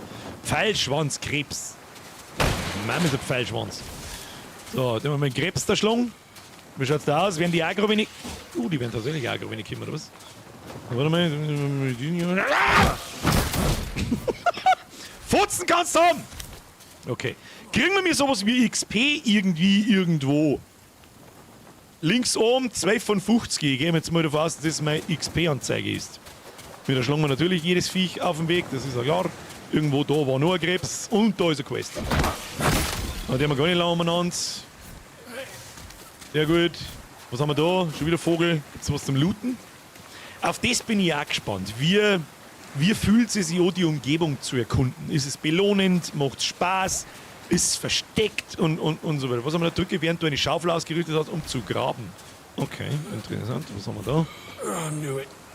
Ich wusste es, ich hätte euch nicht an Bord holen sollen. Oh, der Captain. You'll never make it. Von hier schafft er es niemals nach Sakrament. This coast is An der Küste wimmelt es von Widerstand. Oh, die Wellen. Spürt ihr sie, Vater? Wir sind wieder auf dem Meer. Oh, der Mann ist jetzt gestorben. Sakrament drücke, um Details zu sehen. No, Sakrament! Der Schiffskapitän meinte, wir sollen versuchen, zur Stadt Sakrament zu gelangen. Er warnte uns jedoch, dass auf dem Weg mehr der Räuber lauern könnten, die unser Schiff angegriffen haben. Ja, ist ja klar. Was haben wir da? Ah ja, jetzt haben wir ein Stück Karte. Kann man da auszoomen oder so? Nö. Wir haben da rechts oben müssen wir hin und da ist offensichtlich diese Stadt namens Sakrament. Und da werden wir uns jetzt durchprügeln müssen, nehme ich an. Nebel des Krieges. Die Karte zeigt einen Weg durch Isola. Allerdings verändert sich die Welt unaufhörlich. Also wird dieser Weg mit der Zeit verblassen. Besuche diese verschleierten Regionen erneut, um neue Gefahren und Beute zu... Was? Die Welt verändert sich, währenddessen man drin spielt? Das ist krass. Das gab's so noch nicht. Wiederspielwert mal 1 Million. Okay. Okay, es ist jetzt fraglich, wie gut sich das anfühlt. Wir werden sehen. So, was haben wir da? Vogel! Vogel kann man nicht hauen. Was haben wir da? Oh! Brüderhüter, was auch immer Brüderhüter sind, aber das ist offensichtlich ein Double-Decker. Welche Klinge wacht während die Blut? 3 Schaden, 10 Rüstungsbrecher, Doppelbrecher, was auch immer, Kosten, Gewinne, bla. Dolch. Und jede Waffen spielt sie wahrscheinlich anders. Ja, die sticht ziemlich schnell. Jetzt schauen wir mal, ob man sie an Gegner von hinten anschleichen kann, währenddessen sie sich bewegen, dass man es abstehen kann. Schauen wir mal. Was tut denn der Scheißkrebs? Jetzt scheiß lang gewinnt. Gehen wir her. Nein. Schön. Ah, der haut ziemlich schnell zu dann. Da war ich mit meinen Fäustlingen mehr Schaden gemacht als mit dem Scheißding. Und dann mal RB. Oh, jetzt können wir mal das Special ausprobieren. Oh, wow, okay. Fokus und Runen. Verbrauche erhaltenen Fokus, um die Runen deiner Waffe zu entfesseln. Runen sind mächtige und für die jeweilige Waffe einzigartige Spezialangriffe. Halte eine Waffe bereit, um ihre Runen einzusetzen. Waffenhand, LB oder RB, Schädel oder, ja gut, wir haben jetzt Double Daggers. Eine Rune einsetzen, A, B oder sonst irgendwas. Okay. Wir sägen diese Runen. Das sind die Dinger oben. Nicht Edelsteine, sondern oben und da haben wir einen Doppelbrecher drin. Ich sehe schon. Du kannst dir dann deine Waffen wahrscheinlich so zusammencraften mit verschiedenen Fähigkeiten, was ziemlich cool ist. Ruhe des Anzünders, was ist das? Eine Hose! Give me a pant. Stoffhosen, minus 8, 0 und die hat 29, 3. Das heißt, wenn wir die anziehen, kriegen wir 21 Rüstung dazu. Und wieso wird mir nicht angezeigt, dass ich da auch 3 Halterungen kriege? Weiß ich nicht. Aber gut, ist ja wurscht. Schön, dass man es auch im Charakter sagt, dass man die Hosen noch hat. Das ist bei sowas natürlich auch wichtig. Oh shit. Für den Krebs gleich das Eskalieren anfangen, wenn ich komme. Oh, angestoßen! So geht das. Gefällt mir gut. Gefällt mir gut. Selbst der Dolch fühlt sich wuchtig an. Die Frage, was da hinten gibt. Haben wir jetzt da bloß wegen der Hosen hintergegangen oder was soll ich machen wir hier? Hallo, was ist das da? Kann man das kaputt machen? Tatsächlich kann man es kaputt machen. Weißt du noch, was haben wir denn da ist? Oh, eine Besi. Was haben wir da? Muss ich aufpassen, was wir zusammengesammelt haben. Viel können wir nicht abstehen. Das da schaut mich. Ja, da kann man einsammeln. Schaut da nicht. Gibt's was zum Tor unterwegs? Das schaut mich an. Drücke während du eine Eier. Ich habe halt keine Spitzhacke. Man kann auch Ressourcen sammeln. Und da haben wir. Jetzt pass auf. Machen wir gleich, was wir gelernt haben.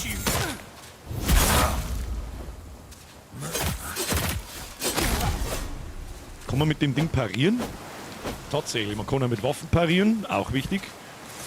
Schauen wir mal. Schundei sammeln, gefällt mir gut. Nehmen wir natürlich alles mit. Da oben ist jetzt der... Ah ja, da hab ich schon gesehen, da oben kistige Kiste. Ich glaube, da war glaube ich eine Kisten. Das hast du richtig schön gesehen. Das ist die Frage, wenn man da... Was ist das komische Blaue, was da ist? Was tut da komisch blau runtertüdeln? Das Ding da drin, was tut das? Ah, nicht runtergefallen. Aufmachen. Kann man nur von vorne aufmachen. Was haben wir da? Was haben wir da? Kleine Fokusfiole. Ja. Und da. Ja, aber Angeln. Wo habe ich die Angel her? Wo habe ich die Angel her? Warte mal. Inventar. Angel. Kieferangelroute. Wo kann ich die. Ach, ich habe einen eigenen Angelroutenslot oder was? Was ist das? Okay. Wo kann ich jetzt fischen gehen? Fischi, Fischi? Lol. Okay, okay, Y drücke, wenn er Fisch beißt. Ist ein bisschen schwierig zum... Ah ja, ruckelt das ganze Ding. Ja. Wie kann ich jetzt... Ich habe jetzt auf Y drückt. Auf Y habe ich drückt und dann hat das Fischen noch gefangen. Wieso tut er das jetzt nicht? Was soll das? Hirschi! Alter, 62 Monate. Kuss auf die Nuss, danke dir, aber die Ehre, einmal wieder da. Was sagst du zu dem schönen Wetter? Hofft dir geht's gut. Kuss auf die Nuss, mir geht's blendend. Ich habe heute mein Unreal Project gerettet. Wir haben ein neues Spiel, was bis jetzt sehr gut ausschaut, was sich sehr gut anfühlt. Wunderbar. Und ansonsten das schöne Wetter, also unschöne Wetter oder schöne Wetter, passt genau zu dem, was wir gerade tun. Also das 5 Grad, das ist ein bisschen wenig. So, merci dir. Wieso kann ich jetzt nicht einfach nochmal einfach als Werkzeug, um Fische zu fangen? Weil das verliert 6 Haltbarkeit pro Fischvorgang. Aber wieso fischt er jetzt nicht mehr? Ich hab doch jetzt gerade, gehen wir noch mal so weit aus, wie wir können. Oh! Hey, man kann schwimmen! Hey, Ubisoft! Nein, ihr wisst schon, was ich sagen will. Wie ist das gegangen?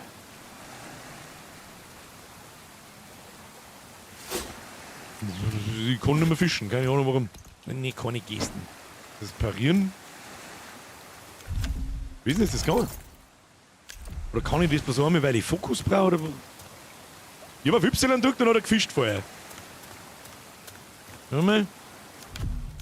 Schauen wir noch was.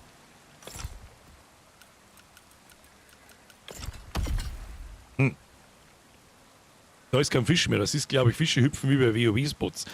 Da hast du absolut recht. Da ist tatsächlich ein Fisch umeinander gesprungen, gell? Da hast du absolut recht. Da hast du absolut recht. Schön gesehen, Strife. Wenigstens einer passt auf. Wahrscheinlich hat es vorher schon jemand geschrieben, aber ich habe wieder nicht gelesen. Was es ist. So, jetzt gehen wir mal da außen rundum und schauen wir, was das komische blaue Ding kann. Ich kann die Kamera nicht drehen, ich hoffe die Kamera dreht. Ah ja, die Kamera wird dann tun. Was ist das? Flüstern. Beim Flüstern der Kerim kannst du dich ausruhen und deinen Bonfires, deinen Fortschritt speichern. Sollte dich der Tod ereilen, so verlieren deine Gegenstände an Haltbarkeit. Du wirst aber beim letzten von dir besuchten Flüstern erneut herbeigerufen. Sehr gut, schließen. Und normalerweise, wenn man sich da jetzt ausruht, dann kämen Gegner wieder. Das ist so eine ganz typische Dark Souls, Elden Ring, Dingsbums-Geschichte. Ja, Souls-like halt einfach. Das werden wir jetzt gleich mal drücken und flüstern. Nein, hoppala, Y nicht mehr drin. Um Flüstern der Kerim zu kanalisieren. Aber wir heilen uns nicht, oder was? So, der Kosten, ich kann mich da ausruhen. Jetzt gehen wir mal noch mal aus und schauen wir, ob der Gegner wieder da ist. Den wir da vorher gerade erschlagen haben. Nö. Okay. So, und ohne jetzt halt auch nur 5 Sekunden die Tastatursteuerung ausprobiert zu haben. Überhaupt keine Chance. Lass es bleiben. Spiel mit Gamepad. Oh, was haben wir da? Die Tür schaut mir aber an, als kann ich das aufmachen, aber ich kann sie nicht. Na ja, gut, dann halt nicht. Was haben wir da hinten? Tag 1 der Erkundung von Isola Sacra! Aber nicht zum Lesen kommen, sorry, aber es ist alles zusammen, das Ding. Na, okay, nicht.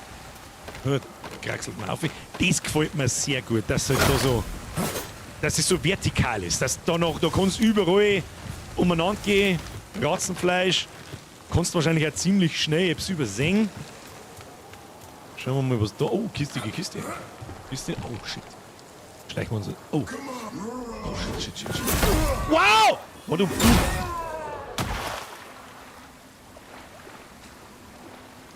Oh, da war die grantig. Jetzt haben wir halt da herum. Okay, dass uns der gleich komplett da trischt. Das habe ich jetzt nicht gesehen. Komm mal, das kannst du mir mal wieder. Ja, Freunde der Sonne, jetzt fangen sie an, dass wir aufs Maul kriegen. So, jetzt essen wir erstmal was. Und dann gehen wir noch mehr auf und sagen wir, wo der Ziegenbock den Honig hat. Der wird jetzt nur pariert. Das sagt der was ist, wird nur pariert. Baut mal Sekiro. Loot übersehen. Weiß ich nicht wo, das ist mir jetzt auch wurscht. Ich muss den Gegner killen. Dann gehen wir jetzt, der wird getriggert, egal ob ich mich da verstecke oder nicht. Okay, der haut da trotzdem zu.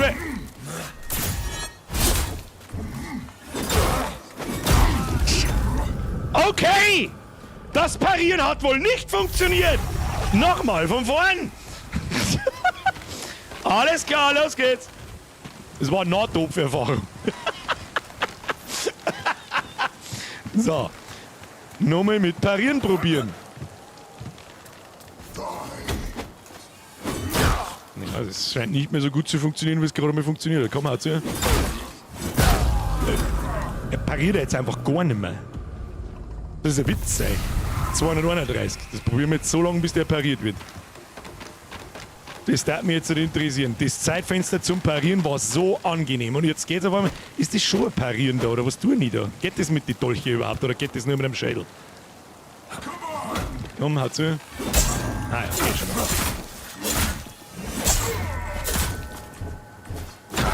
Ja, das kann man natürlich nicht übersehen. Aber was essen. Komm.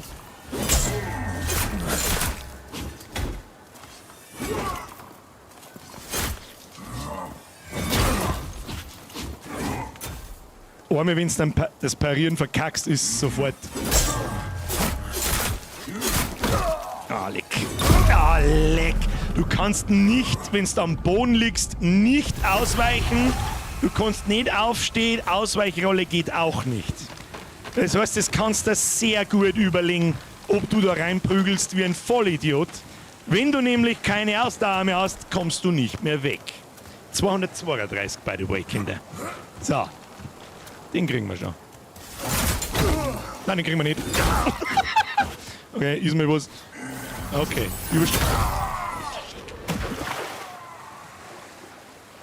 Los mich! What the fuck? Panieren statt parieren. Leck mich am Arsch. Alles klar, Schwierigkeitsstufe ist sofort on point. Die Gegner wollen es wissen. Und das ist gerade mal einer der ersten mit einem großen Hacke. Okay. Interesting. Ich is jetzt einfach nur, weil es eh wurscht ist. Was ist das für Schwammerl, Alter? Was bist du für Depp? Nein, brauchen wir auch nicht. Kann man da schon irgendwas craften oder so? Na, tja, da werden wir wohl ohne Estus den Typen bezwingen müssen. Oder auch nicht. Ach komm. Kann ich das saufen oder so? Kann ich einfach mich am nächsten bekannte Schriftrolleneinstellungen zum Menü. Kann ich mich einfach umbringen und an dem Dings bahnen? Was ist denn das wieder für eine undankbare Scheiße da? Sag. Kreuz gedrückt halten, dann kannst du die Items durchwechseln. Was? Kreuz? Was ist ein Kreuz? Ja, was ist denn? Ah. Ich verstehe, aber ich habe wahrscheinlich einfach nichts anderes. Ich habe nichts anderes. Wieso kann ich jetzt nicht mehr wolten? Jetzt können wir wolten. Ja, lassen wir uns schnell killen. Hilft nicht. Mit dem kleinen. Wobei, probieren wir mit dem kleinen Stricheln. Oben und unten, da schreibe ich, ja, hab schon checkt, wenn ich. Warte mal. Ah ja. Ja, macht Sinn. Herr Bad Apple. Macht Sinn. So, wird der. Ja, hilft ja nicht. Kann ich den auch beschubsen?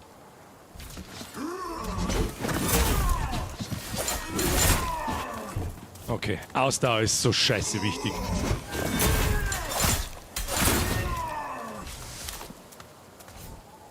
Umspringen.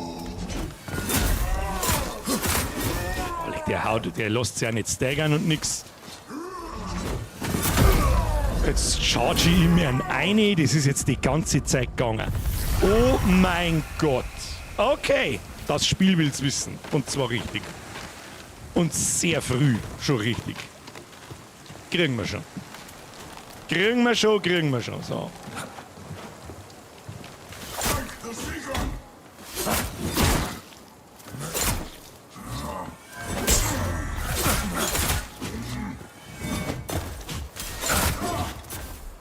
Aus da. Zum Springen. So, ihm kann ich nicht abschmeißen. Arschloch.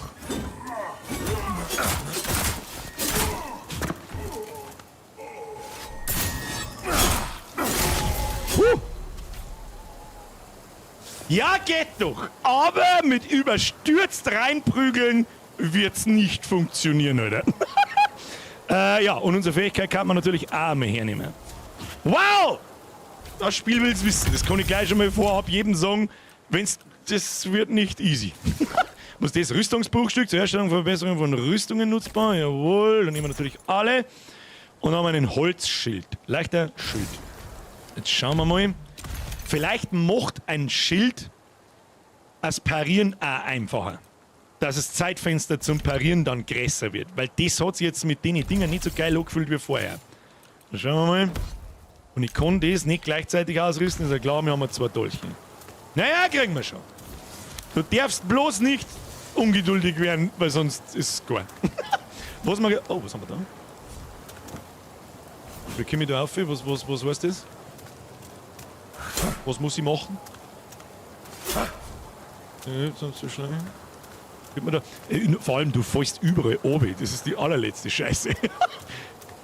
Schätzen wir, dass der Chef jetzt voll im Element ist. Ja, wir müssen ein bisschen reinkommen. Das wird schon. Die Spiele zeichnen sich dadurch aus, dass du am Anfang auf die Fresse kriegst und irgendwann kommst du hierher zurück und dann lochst du aus. Ich habe keine Ahnung, wie wir jetzt da raufkommen. Das werden wir dann schon irgendwann herausfinden. Was haben wir jetzt eigentlich genau gekriegt? Haben wir irgendwas Tolles Brauchbares gekriegt? Nö. Ja, brauchen wir erstmal ein bisschen Rüstung. Wenn ich das habe ich noch nicht so ganz gecheckt, warum ich das noch mehr aktivieren soll. Dass ich mich da nicht heilen kann, ist ein bisschen komisch. Von oben zum Backtracking, das macht Sinn wahrscheinlich, ja. Haben wir gerade Fallschaden gekriegt? Ja, natürlich haben wir Fallschaden gekriegt, weil wir uns wieder keine Zeit nicht lassen haben. Aber gut, learn it the hard way. Jetzt pimmelt man da noch ein bisschen umeinander, da haben wir gekommen. Da haben wir was mit ihm ist. Oh, da haben wir Kisten übersehen. Feuerstellen. An Feuerstellen kannst du mit erhaltenen Rohstoffen Mahlzeiten zubereiten. Das ist wichtig. Das ist der Estus des kleinen Mannes. Oben am Turm Loot. Was? Kannst du mal am Turm auf am Pfosten ist Loot. Was? Über die Balken klettern. Was? Eins noch machen. Ich gehe gleich noch mit zurück. Jetzt haben wir erst mit kochen. Jetzt passen wir auf. Jede Mahlzeit bietet unterschiedliche Effekte. Die meisten regenerieren Gesundheit, aber einige verleihen dir auch vorübergehende Statuseffekte. Halte immer die Augen offen nach Rezepten, um eine noch größere Vielfalt an Mahlzeiten zu zaubern.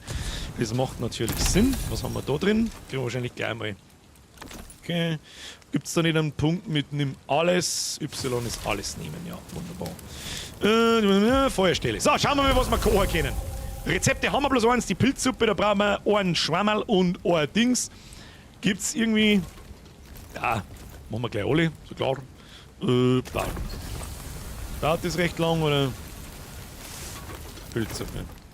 Ich finde ein bisschen seltsam, dass ich mir an den... Ich nenne es jetzt einfach einmal Bonfires... nicht heilen kann, wenn ich drauf drücke, dafür haben die Gegner wieder da.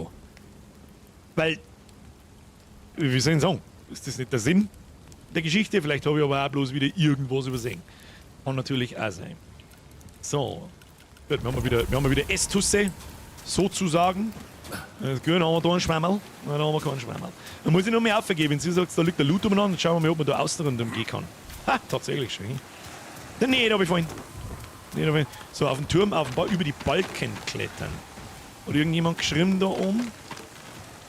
Und irgendwo auf dem Pfosten ist tatsächlich da rechts um. Wieso nimm ich das nicht wahr? Irgendwie muss man da ja raufkommen, das gibt's ja nicht. Kommen wir da? Okay. Oh. Friemliche Geschichte. Ja, ist aber eine friemliche Geschichte, Kinder. Das darf ich mit der Tastatur nicht empfehlen, das rieche ich von da. Und mit dem Gamepad bin ich sowieso ein Spacko hoch 1000. Ja.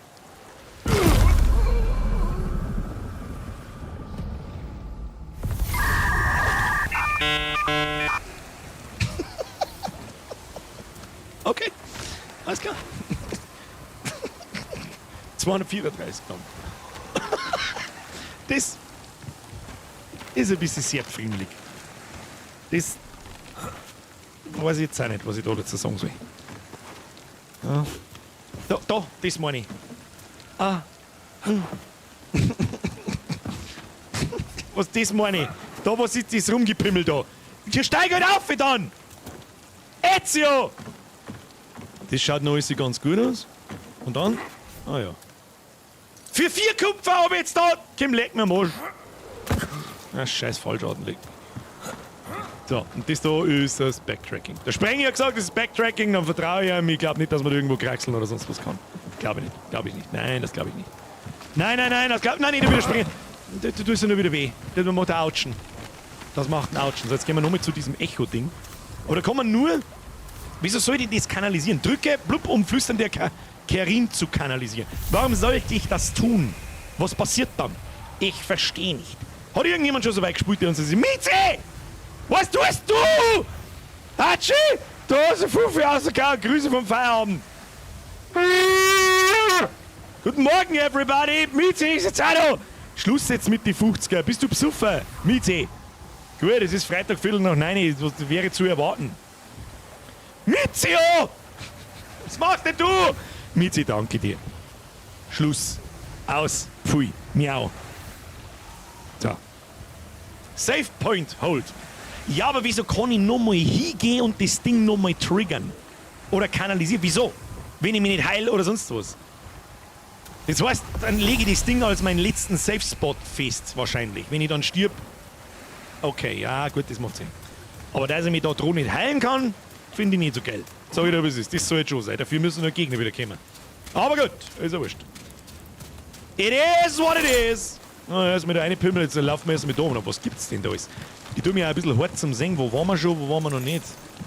Wenn wir den Scheiß da zusammen, ja. Oh, da kann man kraxeln. Das sagt der Blinde. Einmal. Oh, da hinten ist eine kistige Kiste, unten ist ein krebsiger Krebs. Oh shit, da ist schwer. Wir schleichen uns wieder an. Wir schleichen uns an. Stechen wir alle Tricks an. Also kann. Ja. Level up! Simonsfeste!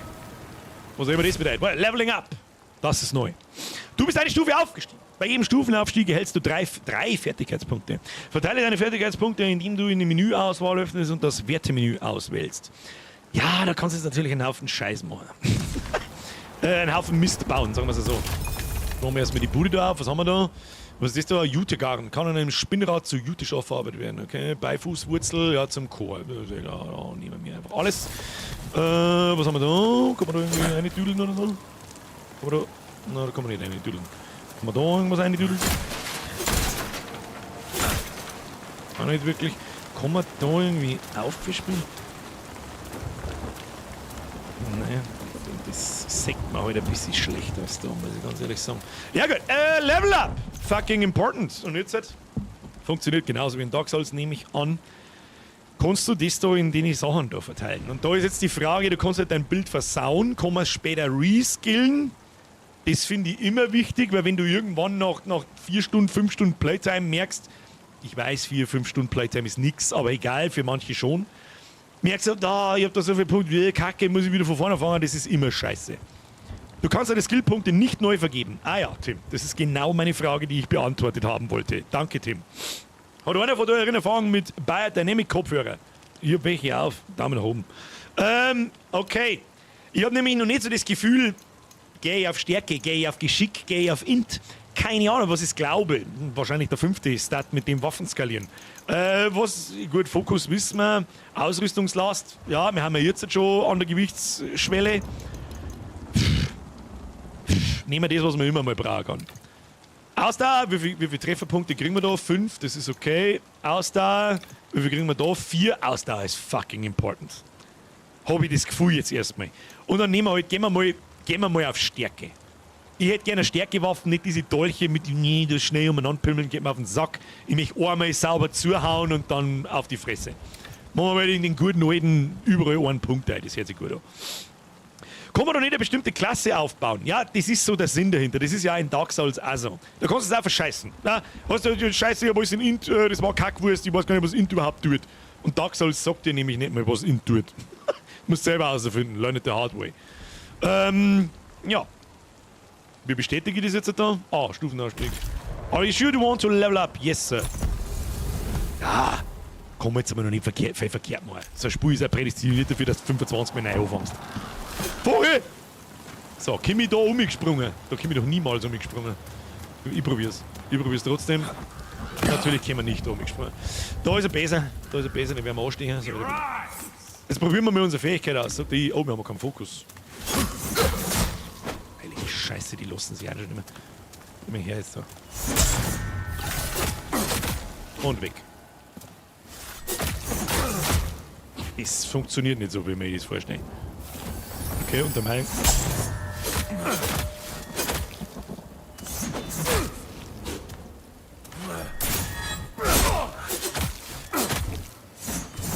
Jetzt habe ich keine Ausdauer gehabt und jetzt probieren wir das Ding mehr aus. Ah ja, in der Mitte auseinandergesabelt. Du kannst Fokus regenerieren, indem du angreifst, parierst oder Verbrauchsgegenstände verzehrst. Ja gut, das macht Sinn. Unsere Rüstung ist also so halb im Arsch, das ist natürlich auch nichts. Wir können mal reparieren, wahrscheinlich in der Stadt. Sammeln wir erst einmal den Scheiße, damit wir wieder sauber gucken. Oh, der Besen. Ja, der Schädeldepp schon wieder. Oh, was war denn das? Du Penner. Das Parieren ist nicht das Einfachste der Welt. Und gehen wir. Ah, gute Attacke. Alter, was ist? Da waren wir wieder ein bisschen greedy, aber es hat funktioniert. Apfel! Ein Apfel und ein Ei! Was mir auch so ein bisschen abgeht. Wo haut denn die? Ach, da hinten ist ein Ratz. Deswegen haut er da hinten umeinander. Ja, aber Speiz ist schon ganz geil. Aber es ist echt nicht einfach. Da muss man ein bisschen reinkommen. Das ist, aber vielleicht bin ich auch etwas eingerostet. Das kann natürlich auch sein. Wird aus dem Pro-Gamer wird der Cut nicht. So, was hat Ratz für ein Problem? Die stecht mir am Rob. Ratz hält eh nichts aus. Passt schon. So, essen wir mal was. Loot nicht vergessen. Ein paar Rezepte für so Fleisch und so weiter. Warte mal, ganz geil. Damit wir da oh shit, was kannst du? Kannst du was?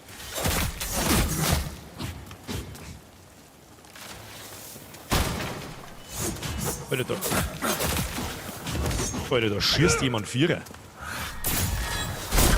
Boah, leck. Ja. Wenn du gestaggert bist, kannst du nicht mehr ausweichen. Okay, du kannst ausweichen, währenddessen... Ja, lasst sie nicht staggern, die Fotzen. kein Ausdauer. Das ist schwierig, sich dran zu gewöhnen. Ach, da kommt die scheiß Dolche machen, aber auch keinen Schaden. Du hast kein Leben mehr. Das hätte ich jetzt killen müssen, du Kackfrisur. So, was der wir jetzt mit dem Typen da um? Mal, ob wir da was finden. Um ein Opfer vielleicht einfach... Jetzt kommt der Typ da oben! Das ist ein Witz sein! Boah, hat's ihr Fotzen. Okay, ich sehe schon. Ja, bist du ein Wichser!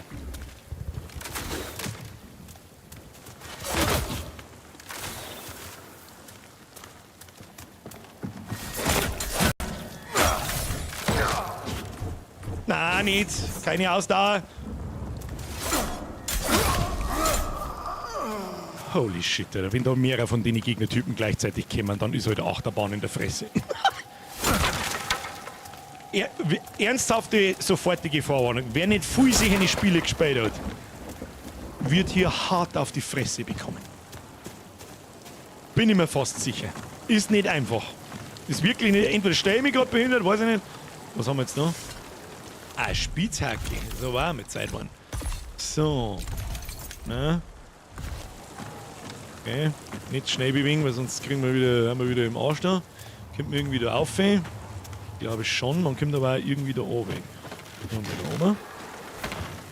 Mir gefällt sehr gut das Leveldesign bis jetzt. So schön verwinkelt und Zeug. Was haben wir da? Ja, wir brauchen mal. Wir brauchen ein bisschen nicht sagen. So, das ist, ja, Tagebuch interessiert mich nicht. Schaufel haben wir noch keine, da können wir nichts ausgraben. Jetzt ist die Frage, wenn ich da oben springe, komme ich dann da wieder rauf? Schauen wir erst oben alles an. Ja, da schaut mir die Leute da unten kaputt aus. Da können wir nicht mehr oben, nicht mehr rauf. Oh, da ist wieder. Oh, leck, bist du ein Wichskind, Alter, ohne Schmarrn.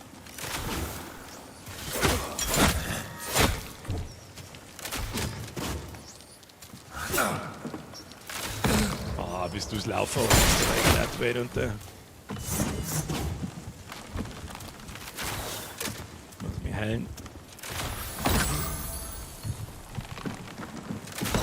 Ja, leck mich doch am Arsch, Alter. Okay. Einziger Zweck. Einhandwaffe. Ja, gib mir irgendwas anderes wie die Dolche. Warum kann ich das nicht nehmen? Einziger Zweck. Einhändig Messer. Warum kann ich das nicht benutzen? Anforderungen 11 Geschick und 11, das glaube ich war Int oder Glaube. Die Frage ist, warum braucht das Ding Glaube? Als Stat im Hintergrund. Aber gut.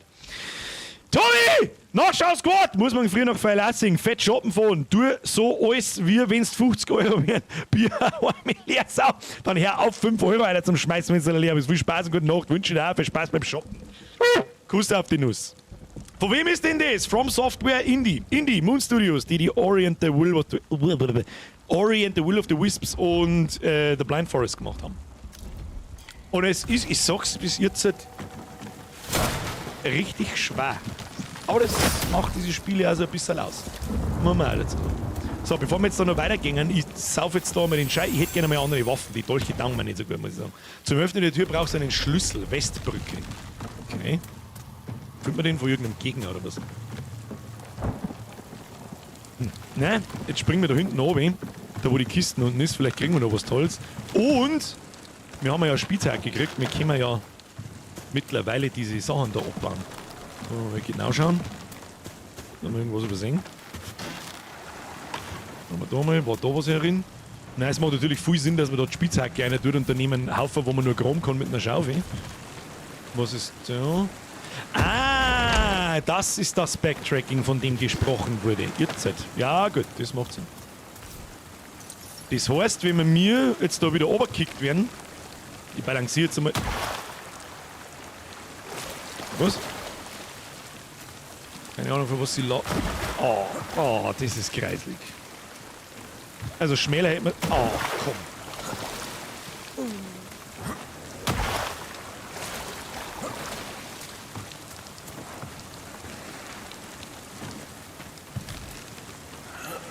Ja, es geht, aber da werde ich oft sterben. Ich bin nicht der Gamepad-Spacker.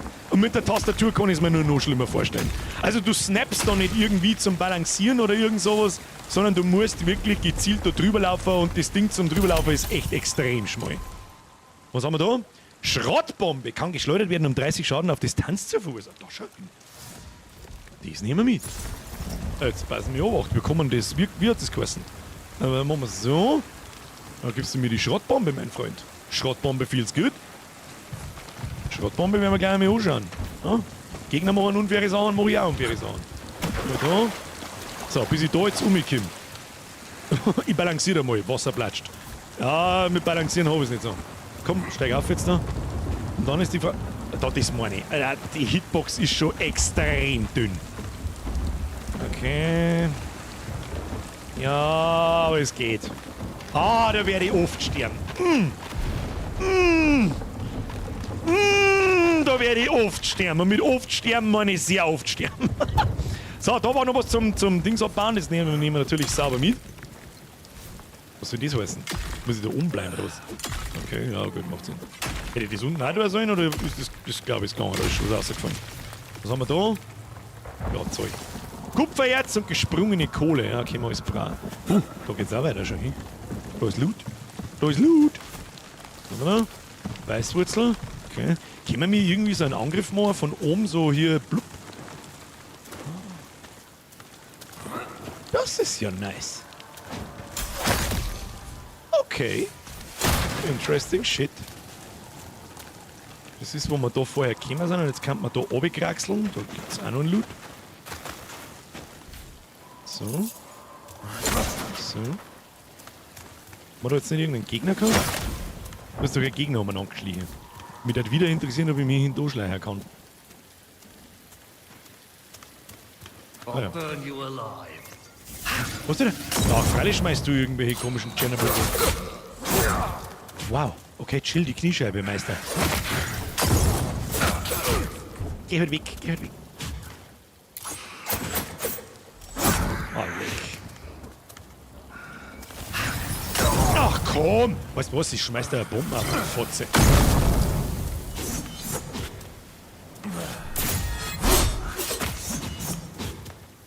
Warte, wir brennen wir immer noch.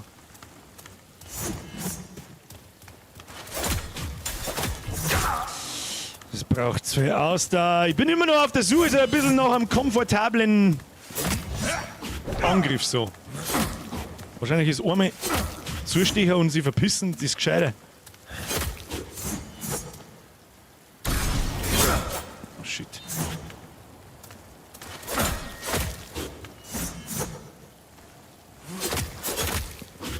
Ja, das ist gescheiter. So wieder, das ist geduldig.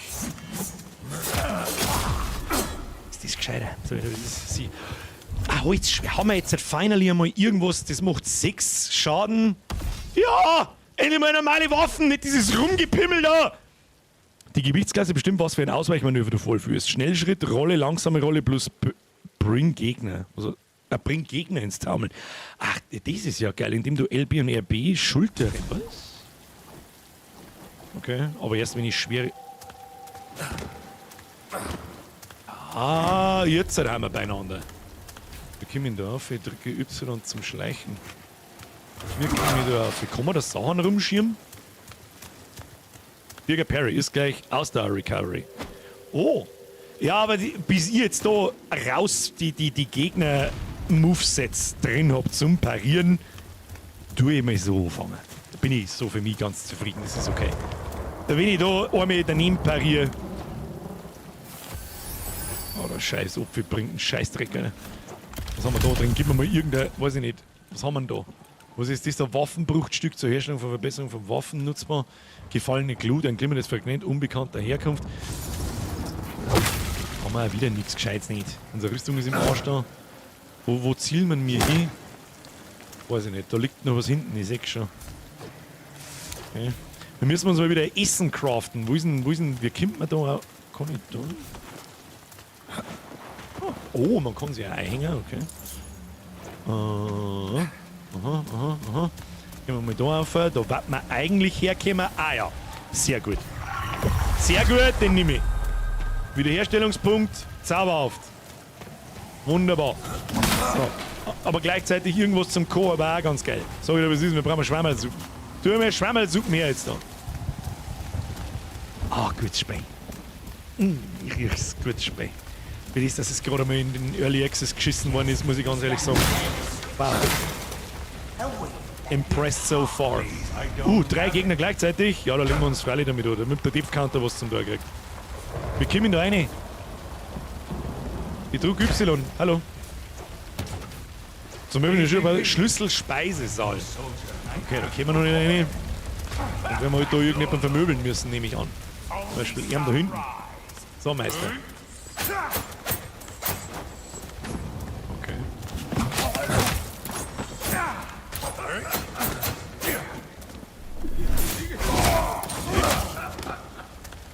Aha, aha.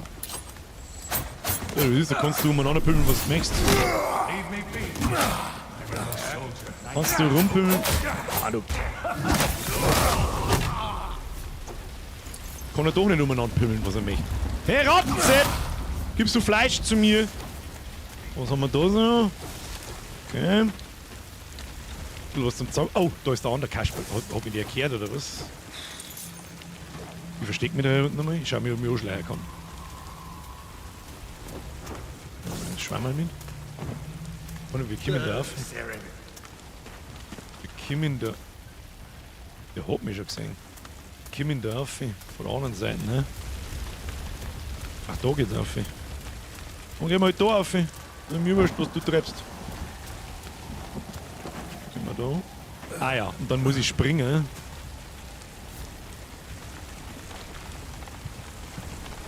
Sagt mir der jetzt oder ich sag ihm nicht mehr oder. Wo ist er? Wow.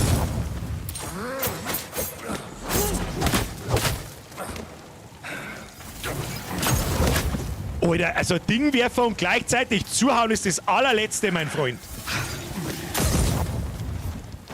Na, ich hab doch Fokus. Du Fotze. Da leck mich doch am Arsch, Mann. Die sind mies. Was ist da wieder los? Selbstspieler, die Regale sind noch immer leer, Kappa. Was für Regale? Achso, deine. Ach. Du Zipfe Adam. Na, nicht oben. Wieder nicht geduldig genug gewesen. Vollidiot.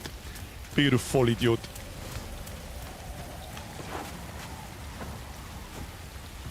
Da werden wir eiskalt noch mehr krepieren. Das soll wieder.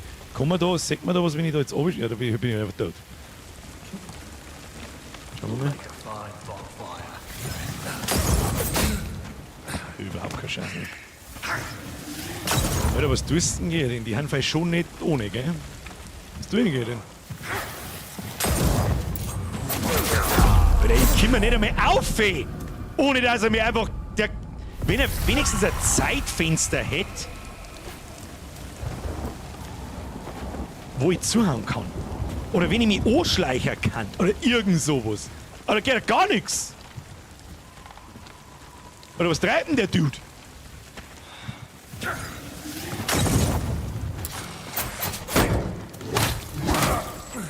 Müssen wir es so machen, mit Blocken. Auf alle wirfst du über den Wind drüber, ist ja klar.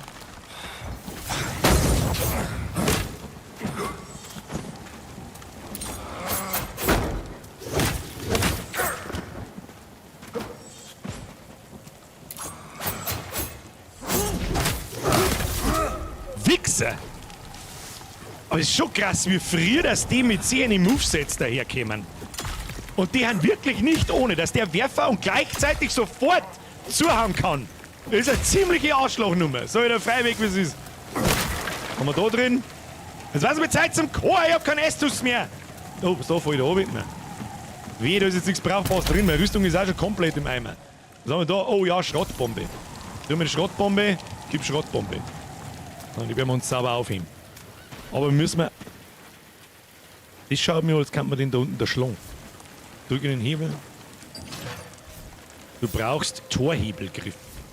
So einen habe ich nicht. Siehst du deine Rüstung rechts im Bild? Ja, ja, natürlich. Aber was soll ich denn machen? Ich hab keine andere. Ja,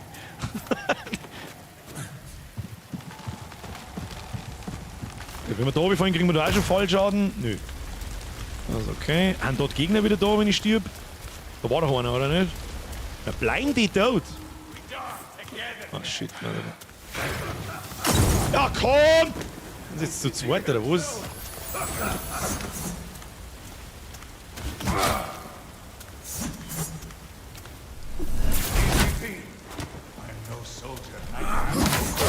Ja, dass er trotzdem zuhauen kann, wenn er einen aufs Maul kriegt, ist auch nicht gerade fair. Sag ich dir ganz ehrlich.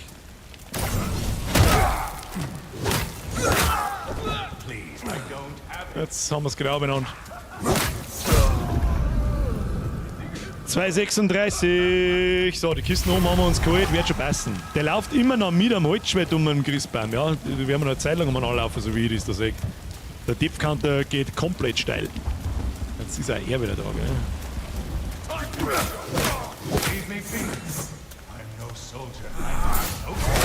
Und ab.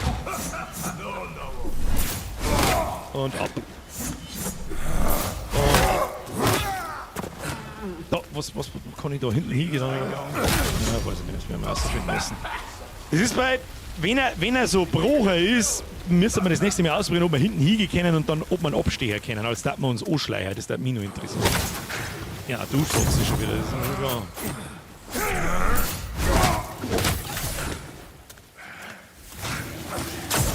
Wem hauen wir an, du Trottel. Im Würf.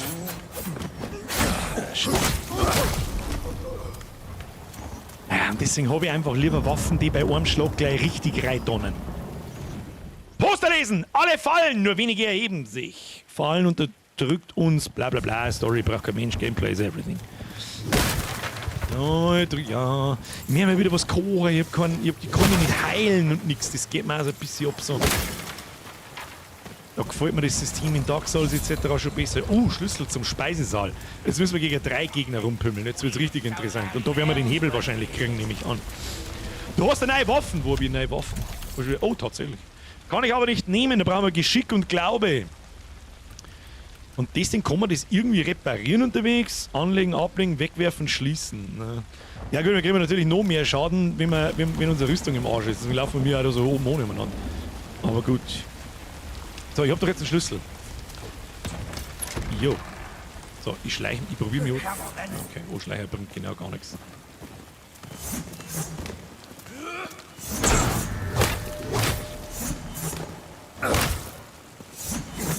Okay, nur die Ruhe.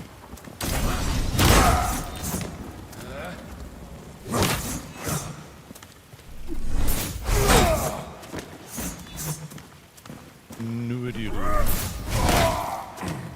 Ja. Ja, der schwere Schlag, der Stagger ist echt stark.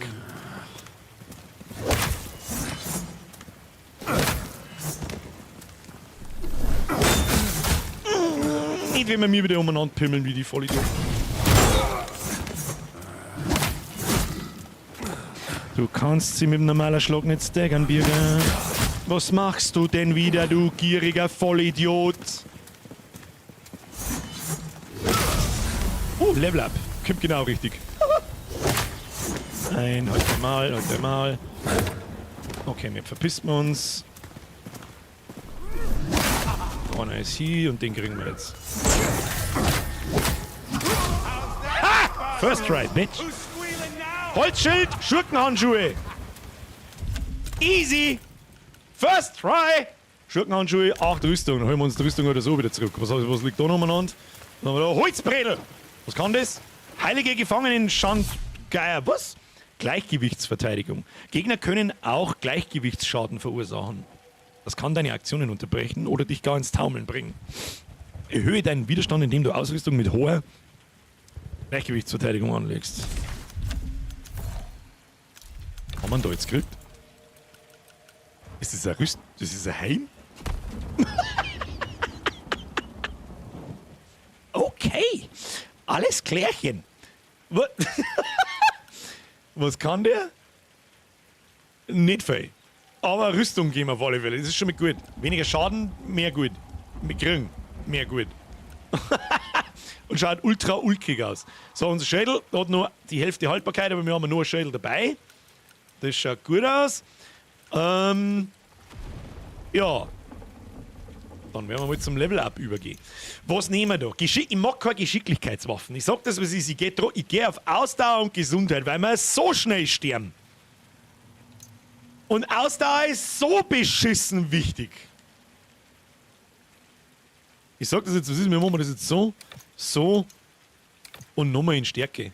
Die Frage ist, was passiert, wenn wir in Stärke investieren? Kriegen wir da mehr? Da ändert sich nichts, gell? Fertigkeitsbonus Stärke 1. Machen wir mir dann da mehr Schaden mit dem Holzschwert? Gehen wir aufs Inventar. Skaliert mit Stärke. Macht 6 Schaden. Müssen wir doch eigentlich jetzt mehr Schaden mit dem Ding machen. Vielleicht hat es im Hintergrund Schaden 6,1, 6,2, 6,3, was auch immer. Ob da Kommazahlen dargestellt werden, keine Ahnung, ich glaube nicht. Aber gut, wird nicht helfen. Nein, nicht wirklich, bist du besoffen? Ain't nobody got time for that. Brauchen wir Feier. So, was ist mit dir? Der Fillmore, the quest für mich. Hab Dank. Ich dachte, ich könnte das Tor sabotieren und mehr diese Barbaren davon abhalten, die Mauern von Sakrament zu erreichen. Ich nachher habe ich doch dabei auch mich selbst eingeschlossen. Deshalb bin ich wohl Schmied und kein Soldat. Mein Name ist Fillmore. Kannst du meine Sachen reparieren? Goalie! Die habe ich komplett übersehen. Ein kurzes Servus-Bier und alle anderen aus der Nachtschicht. Werde es mir morgen im Nachschau-Squad nachschauen und liken nicht vergessen. Goalie, Kuss auf die Nuss. Ich hoffe, du bist noch da. Schöne Grüße in die Nachtschicht. Es tut mir leid, ich habe dich übersehen. Ich war, glaube ich, hochkonzentriert. Dann grüße ich den Zukunfts-Goalie im Nachschau-Squad und den Rest vom Nachschau-Squad auch. Kuss auf die Nuss. Falls ihr jemals etwas habt, das repariert werden muss, kommt zu mir. Es gibt nichts, was ich nicht reparieren kann. Das hört sich doch unfassbar gut an. Ich habe ziemlich viel zum Reparieren. Hier, damit öffnet sich das Tor. Begebt euch durch die Orban-Sümpfe im Osten nach Sakrament. Das ist der sicherste Ort für uns beide. Da kriegen wir den Griff von ihm. Aber bleibt wachsam. Hat sich jetzt das Stimmen geändert? Ich hörte, wie der Widerstand von einer üblen Präsenz vor der Stadttore sprach. Oh. Is it the first... Oh, kaufen. Hast du Stuff? Du hast Stuff. Ah, was ist da? Ah, da brauchen wir 13 Stärke. Ja, genau, eine in die Axt. Das ist genau mein Weder, was ich haben will. Was kostet das Zeug? So, wie viel haben wir mir jetzt so Kupferzeug? 43. Und ein Pilzsuppen kostet 22. Da kannst du ein Tor schmieren, Trottel. Was haben wir da? Kupferholzfäller, Axt und eine Schaufel. Krabben. Oh, die Rezepte warten stark. Ja. Ja. Nein. Reparieren. Was kostet es reparieren? Angelegtes reparieren, alles reparieren. Ach, kostet mir reparieren nichts. Oder was? Ha! Unser Zeug ist wieder repariert. Schauen so. Helikopter, Franz. Dreimal das Ding ganz schnell so. Ich darf durch Gegend laufen und da habe ich von links so anschubseln. Vielleicht kannst du dann. Ja, schauen wir mal, ob wir was verkaufen können. Oder bringt es das, dass wir da jetzt was kaufen? Wir verkaufen. Da die ganzen Pimmelwaffen da, ich will einziger Zweck interessieren. Wie kann ich das verkaufen? Was kriege ich dafür? Wo steht denn, was ich kriege? Verkauft 25 kriegen wir. Ja, weg damit. Beeinflusst eigentlich das Zeug im Inventar unser Gewicht oder nur das, was wir angelegt haben? Wahrscheinlich nur das, was wir angelegt haben. Das war Schwachsinn. Was haben wir da? Gefallene Glut, ein glimmendes Fragment unbekannter Herkunft. Das schaut mir irgendwie... Da steht Stufe 2 dabei, das kann man noch brauchen. Was auch immer das ist. Kleine Gleichgewichtsfiole, Trank. Gewährt 60 Sekunden lang 10 zusätzliche Gleichgewichtsverteidigung. Okay. Ich nehme die Tränke sowieso nicht her. Ich sag das ganz ehrlich, lass die einmal da drin, die sammelt man schön. Oh. Das darf mich noch interessieren. Zur Herstellung oder Verbesserung von Waffen nutzbar. Ja, da werden wir wahrscheinlich nur noch mit zum Schmieden sprechen, kaufen. Sonst ist da nichts, was wir brauchen können. Oh, da haben wir noch was. Klerikerstreitkolben. Nein, skaliert mit Glaube oder mit Int. Kann ich mir noch nicht merken, was da was ist. Das ist wurscht. Ja. Und ansonsten sehe ich da schon, wie wichtig das Sammeln von den Pilzscheißen ist und so. 35 Gesundheit wieder her und die Grabensuppe auch, aber kostet mehr. Macht auch irgendwie keinen Sinn. Kann ich bitte in deinem Schmiedefeuer einen aufkochen? Ja! Tatsächlich! Geil! Rezepte! Gegenstandswert! Ja, bauen! Los! Alle! Ja, wenn ich nach oben und nach unten tue, nimmt er maximal alles. Sehr gut, schau hier. Das ist auch mal was. Das ist auch mal was. Das hört sich doch gut aus, oder? Die haben das einmal. Pilzsuppe, die Pilze, die wir nicht mehr so fressen. Das bringt es überhaupt nicht. Aber wir könnten jetzt ein paar Sachen verkaufen. um uns die anderen Rezepte zum kaufen. Oder eins zumindest. Kaufen? Was kostet das? 30, 97. Können wir uns sowieso nicht leisten. Aber das da, Krabbensuppen. Erklärt dem Leser, wie man eine Entschuldigung, ich habe gerade Vollgas hergehabt. Ich bin der allerletzte. Erklärt dem Leser, wie man Krabbensuppe zubereitet. Dieses Rezept muss an einer Feuerstelle zubereitet werden. Kaufen wir uns. Oder kaufen wir uns die voll rein ins Kerbliche. Wieso soll ich denn da mehr wie ein Rezept kaufen? Kann man die verlieren? Hab ich jetzt gekauft? Ja. Krabbensuppenrezept, Essensrezepte. Habe ich das jetzt, muss ich das jetzt irgendwo lesen? Warte mal. Krabbensuppenrezept verwenden. Rezept lernen, das ich. Für das habe ich es gekauft, der Zipfel Adam. So, und jetzt gehen wir mal da hin. Schauen wir mal, ob wir etwas. Ja, genau. Aber wir brauchen natürlich das Kraut, was wir nicht haben. Aber es ist ja vollkommen wurscht. Mehr Rezepte, desto besser. Sehr gut. Sehr gut. Progress ist das. Progress. Ich sag da massiven Progress. Wo haben wir eigentlich? Tu mal die Karten her. Karte. Okay. Wir hätten eigentlich auch da am Strand unten nach rechts gehen können, glaube ich. Ja? Weiß der Teufel, wo wir sind, oder? Ich weiß es nicht. Ah ja, rennen wir umeinander. Zerpimmelung, oder? Das ist die schöne Frage. Loot tut gut. Was haben wir da? Nehmen wir alles mit. Oh. Ja, nein, nicht ungeduldig werden. Nein, das ist der. Du bist eine Fotze.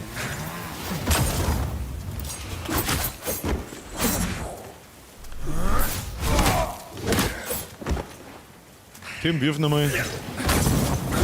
Ich darf nicht vergessen, dass du trotzdem zuhauen kannst. Nein, das wollte ich überhaupt nicht. Kim, wirf nochmal. Oh, bist du eine Fotze, du Wichser? Ja, wie soll ich denn ausweichen, wenn ich gerade was trinke?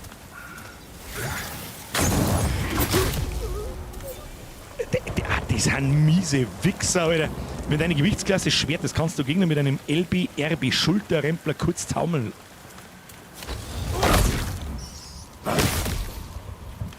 Unterm Sprinten, oder was? Okay, Sprinten kostet auch keine Ausdauer. Okay. Okay. Wo muss ich mit gewonnen? Oh, ein wenig Kraut. Ein wenig Kraut kann ich an der Fackel eigentlich auch was grillen. Nö. Ah, gut Spiel. Freunde der Sonne, wir haben hier ein gutes Spiel, aber es ist nicht einfach. Wir werden eine Zeit brauchen, bis man drin ist und so, aber ich sehe mich da schon sehr viele Stunden verscheißen. Sehr viele Stunden. Ich bin auch gespannt, wie umfangreich die Early Access Version ist. Kann ich noch gar nicht schauen. Gibt man da was? Was? Drücke Y und was? Ja, Alter, an der Winter will man anschleiern. Bin jetzt ja endlich da, wie Flo Metal wieder mit Zeit war. Nur mehr bleiben die Gegner eine Galgenlänge auf Abstand. Ja, toll. Ja, mit dem Moveset bin ich nur etwas unsicher. Was haben wir da? Beute einsammeln. Ja, jeder Cent lohnt sich, sage ich dir gleich schon. Vor allem am Anfang wahrscheinlich. Aber das macht mich irgendwie stutzig. Da ist eine Kiste unter mir, ich sehe es genau. Ich habe es genau gesehen, da kommen wir schon hin, die findet man schon. Da fallen wir wahrscheinlich wieder 25 Mal runter, aber das ist, kommt man da so. Oh ja. Ja, schleichen. Das finde ich cool. Ah, und so ein Snap müsste es auch bei den dünnen Balken gehen. Weil ganz ehrlich, das auf die Balken umeinander balancieren ist das letzte vom letzten. Ah, saubere Bomben zum ins Gesicht einschmeißen. Die nehmen wir. Was haben wir da? Gläser, so, was ist denn heute schon wieder mit. Leute, es ist Freitag, es ist was? Es ist 12 Minuten vor 10. Ah, okay. Wir haben offensichtlich ein sehr schlechtes Spiel vor uns. Glensei. Tut mir leid, kann ich nicht mitschauen, dann macht es natürlich außerordentlich viel Sinn, dass man jetzt einmal einen 50er aus dem Geldbeutel rausholt und dem fetten Trottel im Internet hinschmeißt. Euch alle ein schöner Stream. Grüß aus der Karibik! Wer in Karibik fliegen kann, der kann auch mir 50er ausjodeln! Bierger ist gleich beste Unterhaltung. Schalt sofort auf der Stelle aus. Du bist in der fucking Karibik, geh verdammt nochmal schnorcheln, schwimmen oder sonst was. Nimm dein 50er und kauf da was zum Essen. Los! Glensei, viel Spaß im Urlaub, Kuss auf die Nuss. Habe die Ehre. Und ich fühle dich in die Nachschau-Squad gegrüßt, falls du nachschaust. Ihr verdammten narrischen Vollidioten. Unglaublich. Dachbalken, was? Moveset? Soll ich schon mal ein generisches Entschuldigungsschreiben aufsetzen, dass sich dein Spiel um 8 Monate verschiebt? So krass ist es auch nicht. So krass ist es auch nicht. Mit dem Menü, wo ich da gerade am umeinander pimmeln bin in Unreal 5. Alter, das ist eine Drecksscheiße, das ist unfassbar. Ich kann es gar nicht in Wörter fassen, weil dafür müsste man natürlich sich selber ein bisschen damit befassen. Wir können da jetzt aufhören zum Schleien. Dass ich nicht erklären kann, was das Problem ist bei dem scheiß Drecksmenü. Aber unfassbar. Ich war halt fast wirklich narrisch geworden. So wie der Freiweg gewesen ist. Ich war so scheiße grantig, dass alles jetzt spät ist. Die einfachsten, und da geht es um die einfachsten Sachen in einem Menü. So wie da, dass ich mit dem Gamepad nach links und rechts tappen kann. Und wenn ich dann drauf drücke, der Event vom Button ausgelöst wird. Bin ich seit 3 Tagen beschäftigt, dass ich die Buttons richtig fokussiere und wenn ich drauf drücke, das Richtige passiert, was passieren soll. Es ist eine Scheiße, die seinesgleichen sucht. Ohne Scheiß. Und es wird darauf hinauslaufen, wer mein Spiel spielt und kein Maus hat, fuck you. Fuck you!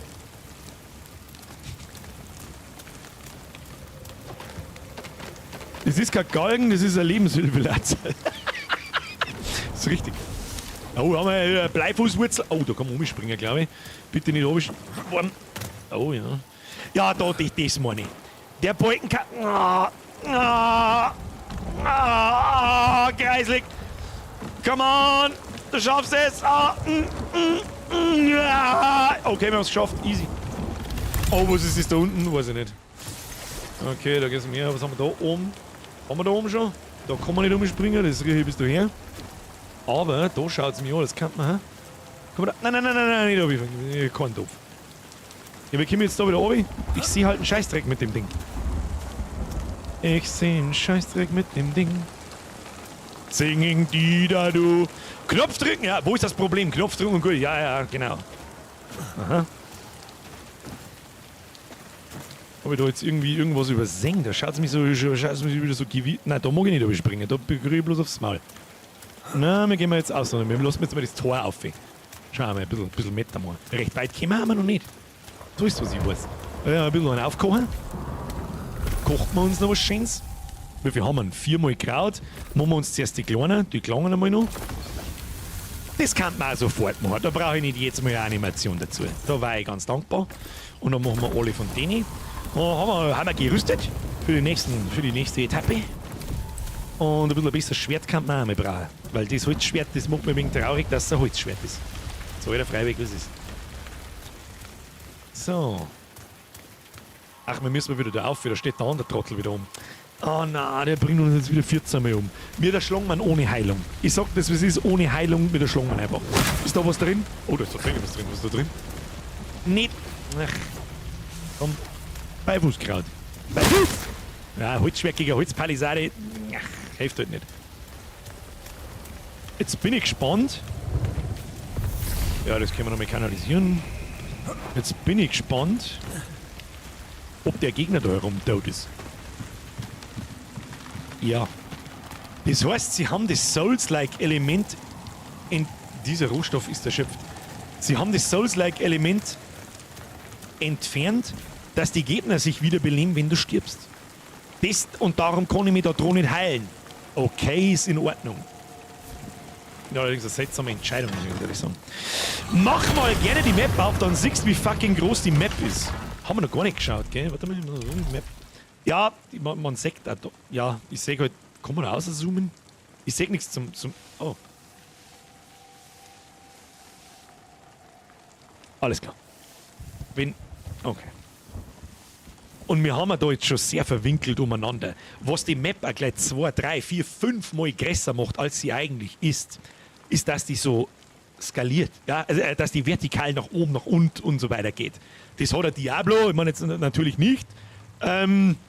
Aber ich wüsste jetzt auch kein anderes, so Souls-like-mäßig, dass das auch tut. Und jetzt haben wir auf der Karte was gesehen, ach, das ist mein Dings. Sollen wir mal da oben gehen? Die Brücke da zurück und... Ja, drauf geschissen, ich mag in die Stadt rein, das sagt der Ibis. Oh nein, nicht er schon wieder. Aber schauen wir mal. Komm.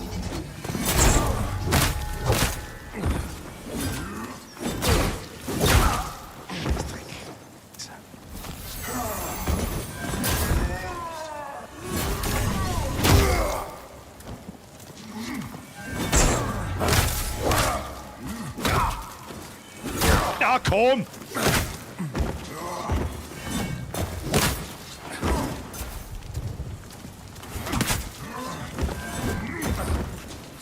Aus da.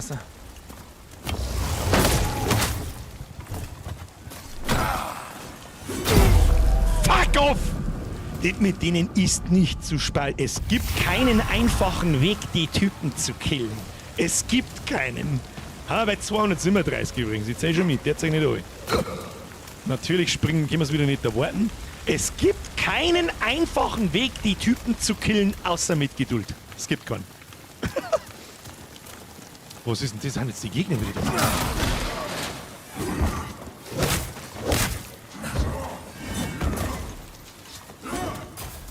Spring nur her. Kim, spring, gibt's zum Parry.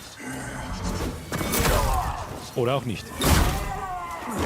Und dass man sich nicht schneller ausruhen kann, ist echt ab.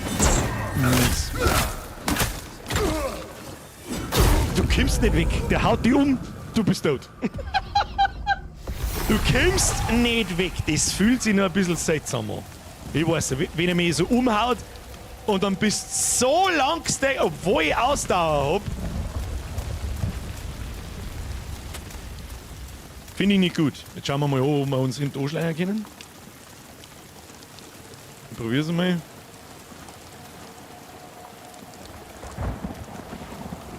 Freu dich auf die Bosse. Ja, da ist nichts mit umeinander hudeln und greeden. Kannst du knicken. Da, schau dir das an, du kannst nicht weg. Der Wind die umhaut.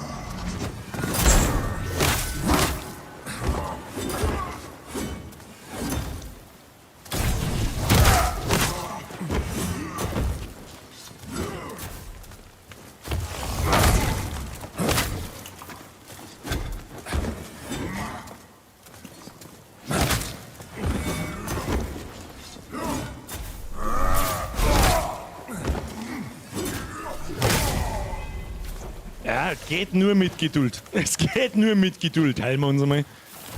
Es geht nicht leicht. Aber jetzt als Schaufel hätten wir uns auch kaufen können. Ja. Das hat der Mob gespielt. Schluss mit lustig. Dass das Schwert der Haltbarkeit verliert mit Sachen zusammenhauen, ist auch ein wenig Kass, finde ich. Sollte eigentlich nur beim Gegner verlieren, finde ich. Da haben wir was. Hebliger Hebel! So der fährt uns wahrscheinlich auf. Ja. Und vielleicht muss ich auch einfach mal öfter Blocken benutzen.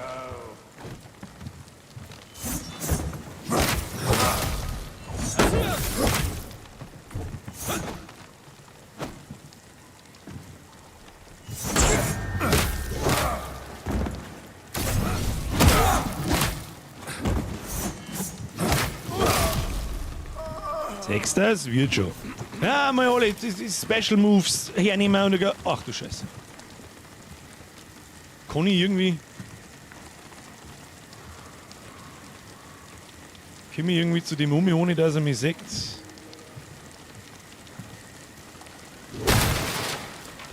Oh, was haben wir da jetzt gefunden? Ein Apfel und ein Ei! Ja, dann chargt man um mich, selbst eben.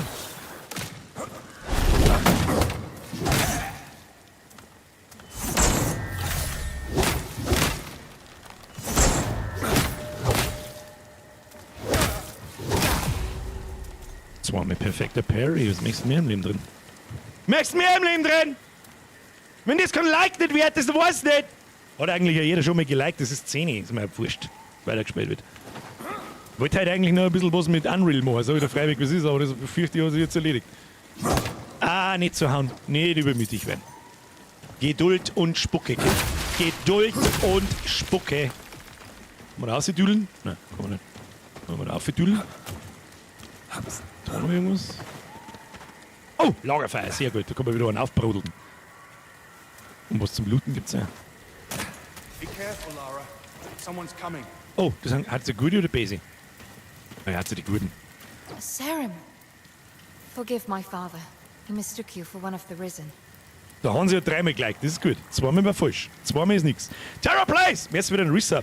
Habe die Ehre, das neue Diablo-Update schaut komisch aus. Ja, irgendwie ganz ein neues Spiel und auf einmal ist es gut. If you make for Merci dir. Sacrament, there are worse things than bandits up ahead.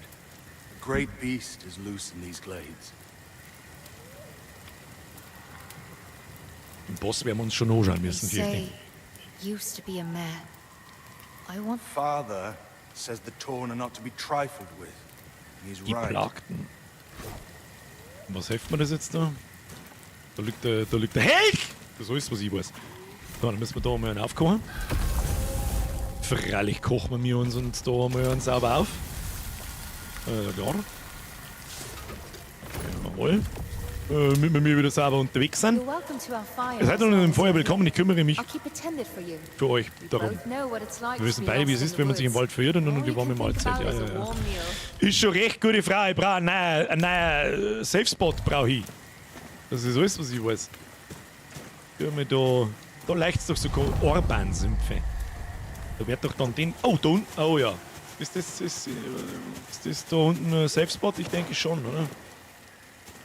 Ich habe keine Ahnung, wie man da hinkommt. Das ist alles so fucking vertikal. So, weiter. Schleichen wollen wir nicht. Den Boss mag ich heute schon noch sehen. Ja, kommst du daher, du Arschloch.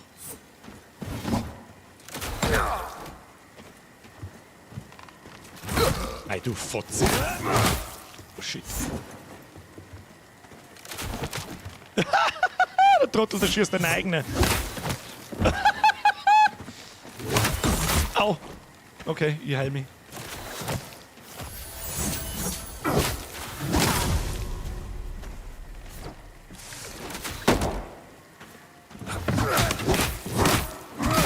Geh, die schießenden Wichser hilft nur draufdreschen. Damit sie sterben, bevor ich stirb. Da, alles so, es fühlt sich alles so. Ich weiß nicht, ob ich da gehen kann oder nicht. Ich traue mich nicht. Fahr ich bloß wieder runter, bin ich muss 8 Kilometer weit laufen, das mache ich nicht. Wo haben wir da? Was haben wir da?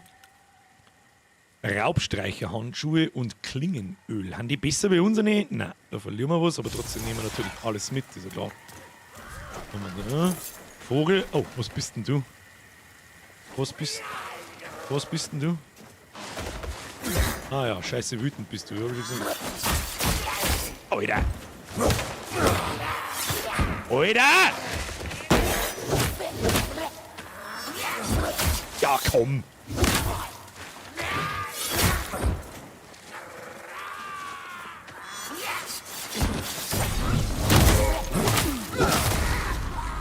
Tschüss! Tschüss mit Ö! Aber ich bin auch fast hier. Halte mal.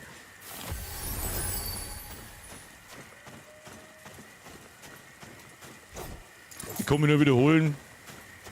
Bis jetzt bin ich sehr angetan. Nicht, da haben wir eine Kiste. Allerdings, was ich noch ein bisschen schwierig finde, ist, ich finde mich nicht zurecht. Ich habe keine Ahnung, wo ich bin. Ach du Scheiße, was auch immer du. Oh mein Gott. Okay. Habt ihr schon verstanden. Du kriegst erstmal Bomben ins Gesicht, damit nichts passiert.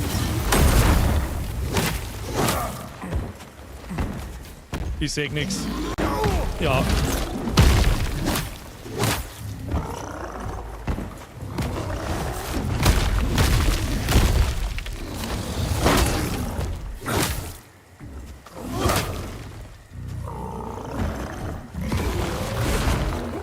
Ach du Scheiße, Mann. Kriegst noch mehr Bomben ins Gesicht, aber es kann.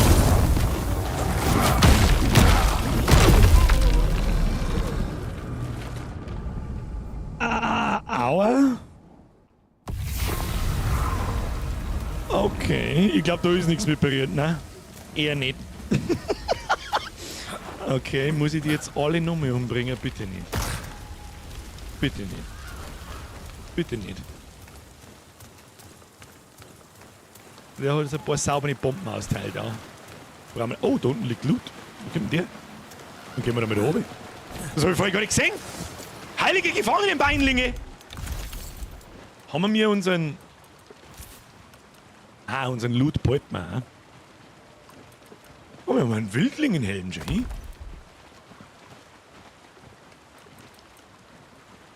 29,4. Ja, natürlich laufen wir mir aber mit dem Schund umeinander, das ist ja klar. Da wollte ich nicht hin, das ist mir jetzt aber auch wurscht. Ich wollte nämlich vorher schon schauen, was da hier unten ist.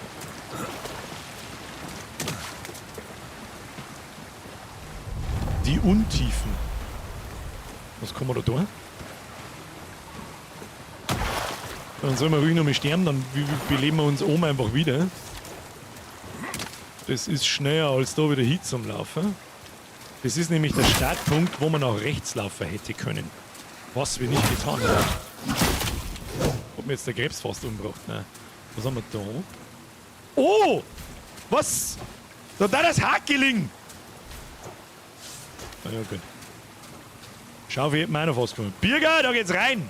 Ja, das denken wir schon, dass in den Sumpf da hineingeht. Das ist der Plan. Trotzdem möchte ich mich immer rundrum erst komplett, so oder so gut wie es geht, umschauen. Ob es noch was Schönes zum Finden gibt. Wird zum Beispiel das Krautklump da. Haben wir Krautklump, dann haben wir noch ein bisschen Loot. Und dann, da ist Backtracking-Stuff. Schauen wir mal noch mal auf Karten. Map! Da warten wir fast vor der Quest. Ja, dann gehen wir wieder mal in die Scheiße da rein. Keine Ahnung, was ist auch nicht. Ich hätte aber jetzt gerne nochmal gegen den Baumtypen kämpfen. Aber geht's nicht rein. Geht's da nicht rein. Geht's außen rundum. Die Untiefen gab es in WoW auch, das ist richtig. Das ist absolut richtig. Dann gehen wir da mal da hinten entlang. Oh, da geht's aber auch nicht weiter.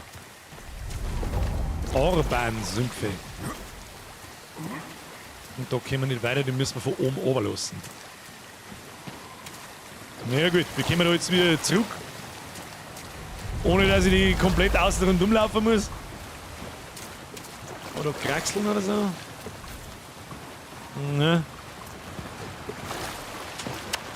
Aber da kraxeln? Nö. Ja, da müssen wir außen rundum laufen, wird nicht helfen. Was ich nicht schlecht finde, ist, dass die Gegner dann natürlich tot bleiben. Finde ich nicht schlecht. Wo das Fassel da jetzt hergekommen ist, das weiß kein Mensch. Da haben wir noch mal einen Loot, da haben wir noch mal einen Krebs, den haben wir natürlich zusammen. Oh! Besser nicht Tunika. Fallen nicht mehr die. Ja, mittlerweile der schlagen wir einen Krebs auf einen Schlag, essen wir mal was und dann sind wir wieder hin. Da hinten waren wir noch gar nicht und da schaut es mir irgendwie an, als könnte man reingehen. He? Kann man das da zusammen? Ja, tatsächlich. Ha, lol. Was gibt's da drin? Eine kistige Kiste gibt's da drin. Was haben wir da? Ja, wieder diese behinderten Dolche, die mag ich nicht. Nur ein kleiner Erfahrungstrank. Erhalte sofort 50 Erfahrung! Brudi! Her mit dem Schund! Brauchen wir noch nicht. Die brauchen wir noch nicht. Sauberer Overkill, so geht sich das. Der TerraPlace schreibt, einfach absaufen, dann sparst du es um dumm reisen. Ich weiß gar nicht so hundertprozentig, wo wir genau sind. Doch, jetzt weiß ich schon, wo wir sind. Kann man absaufen, TerraPlace, weißt du das? Kann man sich ersäufen? Ich weiß, doof ist doof dann, aber da liegt überall noch Loot umeinander, den ich noch nicht zusammengeglaubt habe. Vom Start weg. Kann ich mich da saufen? Kann ich da aufen? Dann kann ich da überall hin. Das ist eigentlich schon auch geil. Man kann auch einfach da mich da. Da ist einfach eine Kiste. Ja, nimm mir alles mit. Ich habe keine Ahnung, was das ist, mir aber auch wurscht. Hauptsache es ist Loot. So, kann ich mich jetzt da... Ich kann mich halt nicht da saufen. Oder? Ich kann halt nicht tauchen und nichts. Das war vielleicht eine Nummer zu krass. Nicht mit dem Holzbrill um den Hals. Das ist der Schwimmreifen. Der Schwimmreifen von früher. Ja, da müssen wir halt schnell rundum reisen. Ist doch eh wurscht. Helft ihr da? Nehmen wir ein bisschen Loot mit. Loot und Zeug. Und einigermaßen zielorientiert da hin, wo wir hinwollen. Wenn wir es jemals wieder finden. Dann kochen wir uns schnell was Feins. Schaut da überhaupt nicht. Machen wir erst das. Dann gehen wir nochmal zu dem Bandtorrottel da oben auf und gehen wir ihm sauber von hinten. Ich hätte mir fast gehabt, wenn ich wieder greedy geworden war. 8,5 Sekunden, wenn ich nicht weiß, was greedy heißt oder bedeutet. Gierig. Ja, einfach wieder nicht den Wort, halt einfach den einen Schlag ab, geh nochmal zurück. Und wenn er zugehauen hat, gehst du hier und schlägst und dann hast du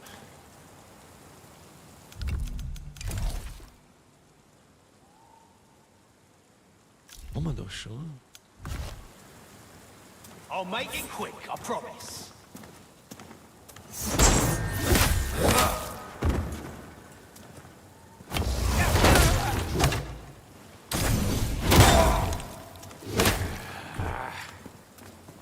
Ohne Ausdauer kannst du nicht zuhören.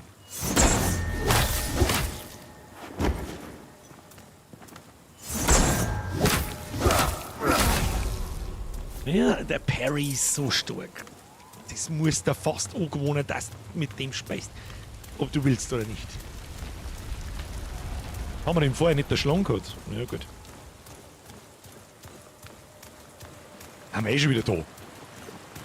Feines Fressi kochen, ich habe auch Hunger. Sag ich dir, das ist das Einzige, was mich. Oh, Terror Place. Ich habe die Ehre, das neue. Also habe ich doch schon gesehen.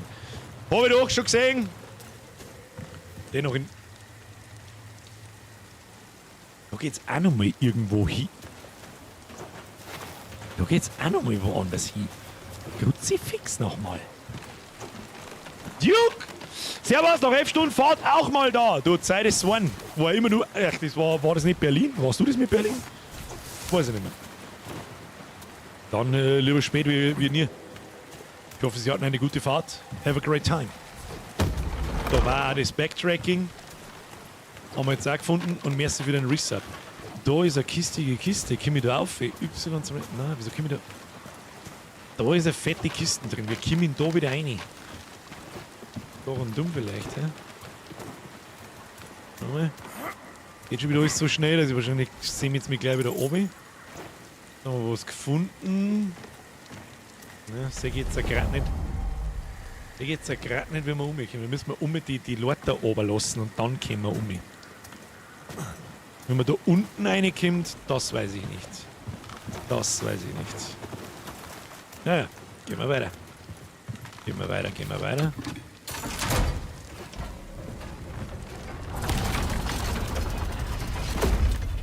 Moment mal, ist der letzte Mal nicht aufgefahren? So kommen wir zur Kiste hier. Du Vollidiot. Komm, gib fette Waffe. Was ist das? Umhang des Anzünders. Alter, 17 plus Rüstung und plus 2 Haltung. Aber wir können es nicht tragen, oder wie? Weil wir dann schwere Rüstung anhaben. Sehe ich das richtig? Lass mich mal schauen. Gewicht 30. Und was passiert dann? Okay. Oh, jetzt haben wir schwer. Ja. Und haben wir trotzdem schwer. Wenn wir so und so schwer ist, das scheißegal. Oder? Aber so kann ich Leute umrennen, wenn ich das richtig verstanden habe. Ich weiß nicht, was wir da haben, aber irgendwas haben wir auch. Oh. Noch mehr kistige Kisten. Noch mehr Loot. Noch mehr Stuff. Da unten waren wir auch noch gar nicht, glaube ich. He?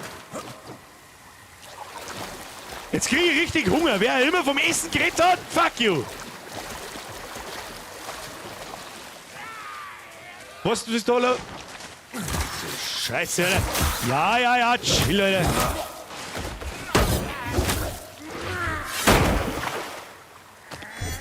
Alter, ich kann mich nicht mehr rühren.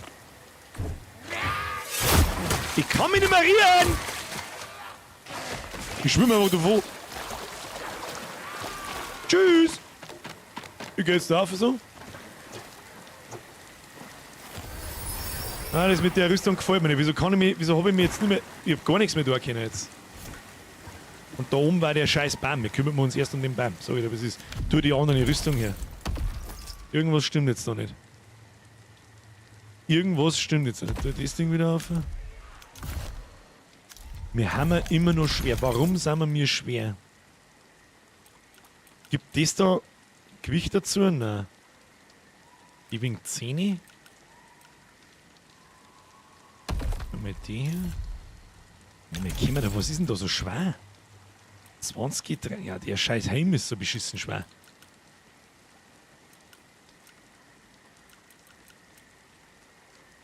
Hose. Was wiegt die Hosen? 30.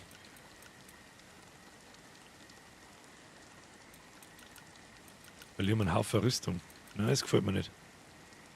Nein, das gefällt mir nicht. Einfach nur schwere Rüstung. Die schwere Rüstung Die taugt mir nicht so, oder? Wie ist es?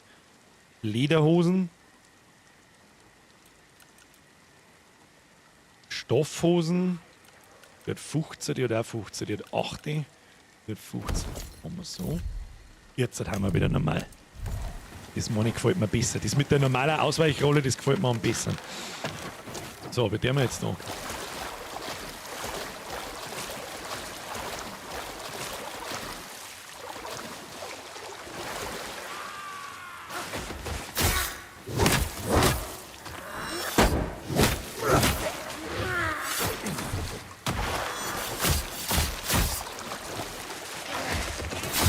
Ja, Alter, ich kann nichts machen.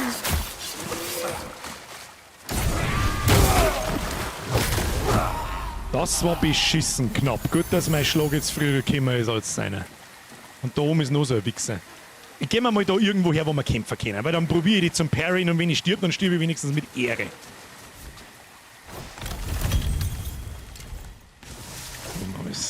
Jetzt geh her, Kim.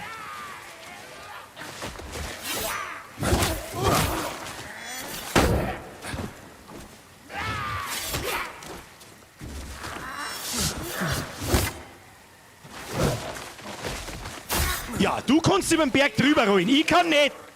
Komm.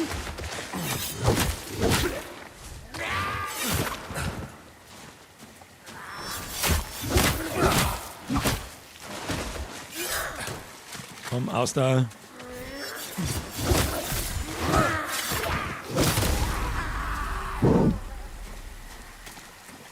Kriegen wir schon.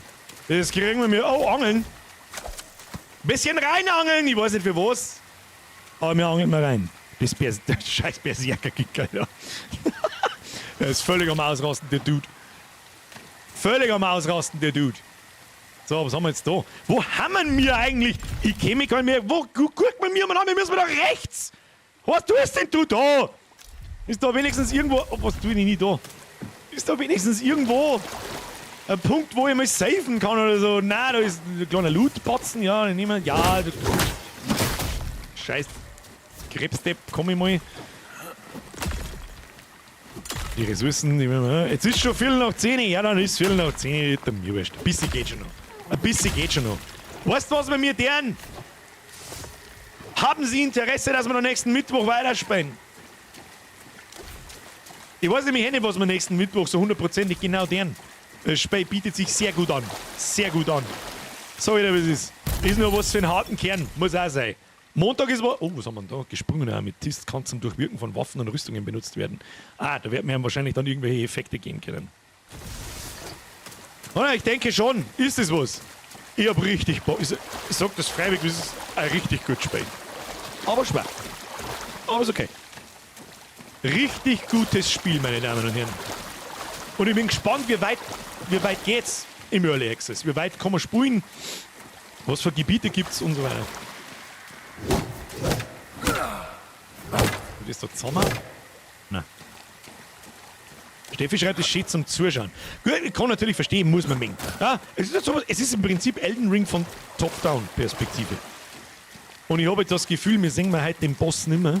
Weil erstens, ich muss pissen wie ein kleines Schuldenhändler. Zweitens, vorher hat jemand von Essen geredet. Ich habe Hunger wie ein Arschloch.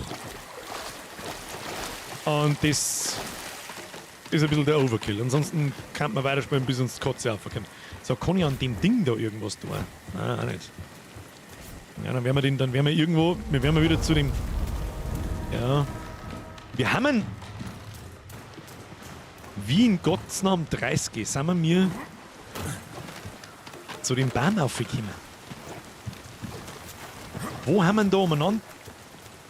Die Plattform fahren wir wieder da herum, das macht überhaupt keinen Sinn.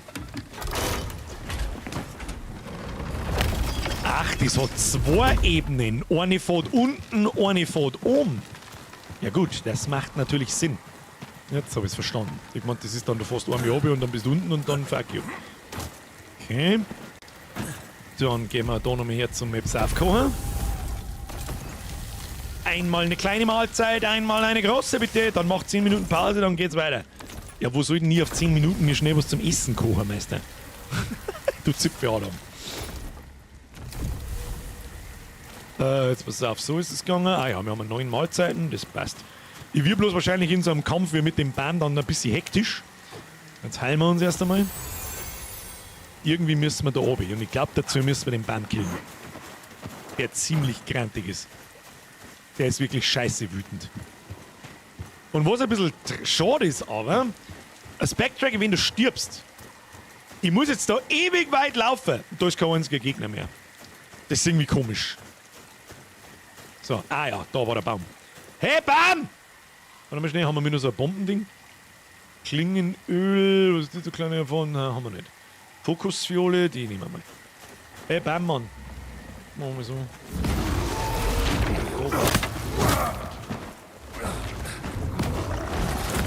Ja. Du kannst da lustig in dein Wohnei dreschen. Oh, wow.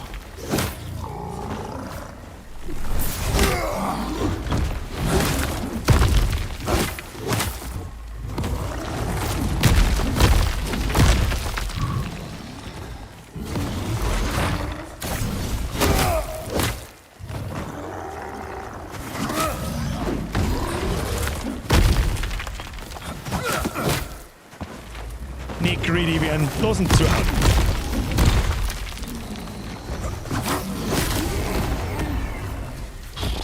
Holzen schon! Ich sag dir nämlich was, das ist kein Bossgegner, das ist ein ganz normaler Gegner. Das lernt man nur, das lernt man in so. Oh, zerlumpte Jute-Hose. Ist die vielleicht leicht wie unsere? Aber gibt 15 Ohrens. Ja, auch 15 Ohrens. Das ist nicht recht vielleicht so ein Ohren dieselbe Hosen schaut was anderes aus. Ja, ist gut, nehmen wir die. Das ist wurscht. Ein wenig lange Hosen, die schaut überhaupt nicht. So, da brauchen wir jetzt eine Schaufel. Haben wir eine Schaufel? Wir haben keine Schaufel. Aber was wir mit da können, ist das Hacke ausrüsten. Okay. Na, stopp. Das ist eine Jute-Hose. Oh! Wir können Bäume fällen. Ja, stimmt, wir haben eine Hacke. Was kriegen wir da? Wahrscheinlich Holz. Nehme ich mal an. Kommt da sonst was aus außer Holz? Und vor allem, was tut man mit Holz?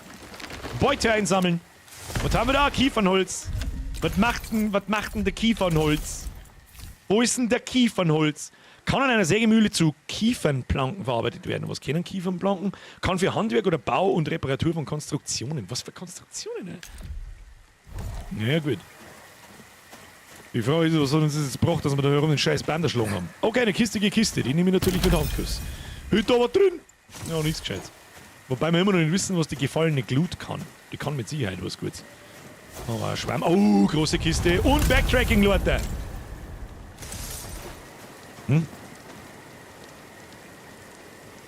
Was ist das für Feier da unten? Uzi! Bürger muss grinden! Bürgerin, Schüssel! Bürgerin, Hunger! Macht er deinen Scheißdreck selber! Ja, genau. Das darfst du nicht einmal sagen. Die darf nicht einmal reagieren.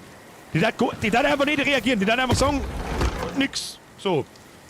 Haben sie gesprochen? Wer weiß, man heute ein Maultrottel. So, was haben wir da? Kupferbarren. Okay.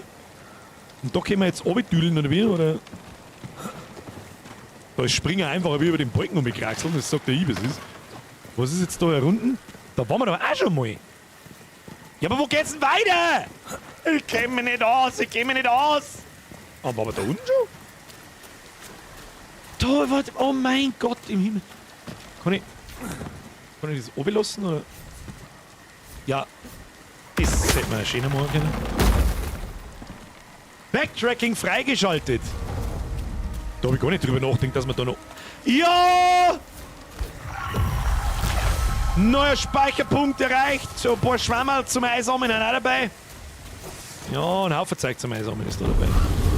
Was? Ich komme halt aufs Mal. Vielleicht doch der Boss? Was ist das da hier hast du? Ist eventuell doch der Boss, oder?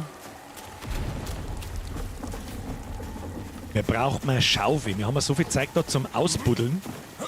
Oh, ich bin runtergefallen. Was tun wir jetzt mit denen? Nein, die zu zweit da oben, habe ich das richtig gesehen? Oh, tatsächlich.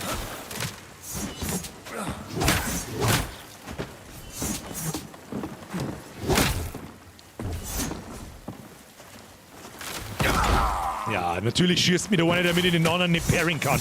Du kleiner Wichser. Ja, ist gut!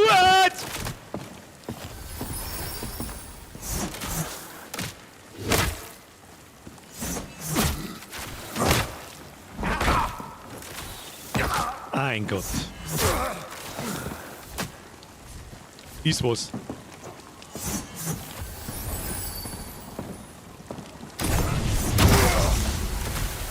Level up! So, und jetzt kriegst du noch schnell aufs Mal, du Wichskind. Oder auch nicht.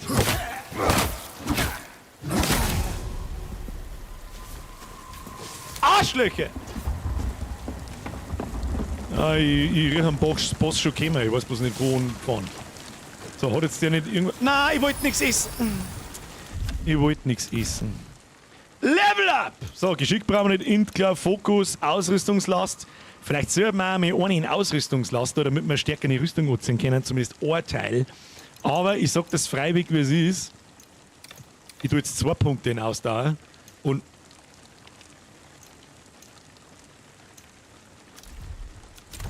Haben wir mir nicht eine Waffen, wo ich noch mehr Stärke brauche? Nein, die war jetzt zum Kauf vergeben. Das Hacke jetzt zum Kauf vergeben, gell? Was bringt denn Stärke noch? Bringt uns dieser... Ah ja, Fertigkeitenbonus, Holzschwert, Gesamt 7. Es macht dann 8 Schaden. Ja. Bleiben wir bei der gleichmäßigen Verteilung. Gesundheit, Ausdauer, Stärke. Das ist so der Stani-Bild. Sag ich dir, was es ist. Und wenn wir da mal 5 Level drin haben, dann gehen wir unterschiedlich einmal anstatt auf Stärke vielleicht, auf Ausrüstungslast und so weiter. Das ist einmal so die Idee. Gib ihm. Gib ihm! Nicht runterfallen, nicht runterfallen, nicht runterfallen, nicht runterfallen. Neue Rüstung? Oh, tatsächlich. Ja, verlieren wir ein bisschen was? Ah, das ist schlechter bei uns nicht. Ah, ist schlechter bei uns nicht. Hilft nicht. Hat ein bisschen weniger Rüstungswert, hat aber das gleiche Gewicht. Oh nein.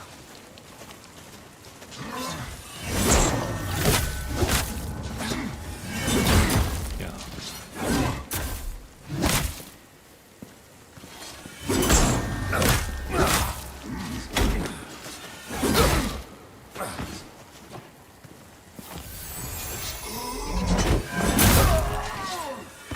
Oh, wow.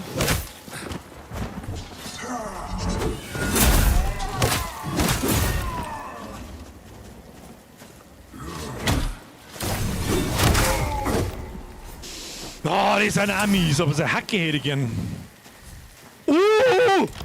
Haben wir mir da gerade voll die fette... haben wir mir da gerade neue Waffen aufgeladen? What is it?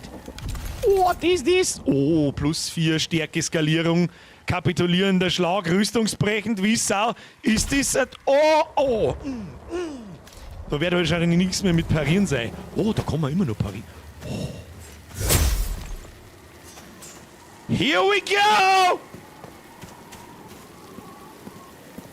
Jetzt bin ich gespannt, wie sie die Zweihandwaffen spielt. So wieder freiwillig, wie es ist.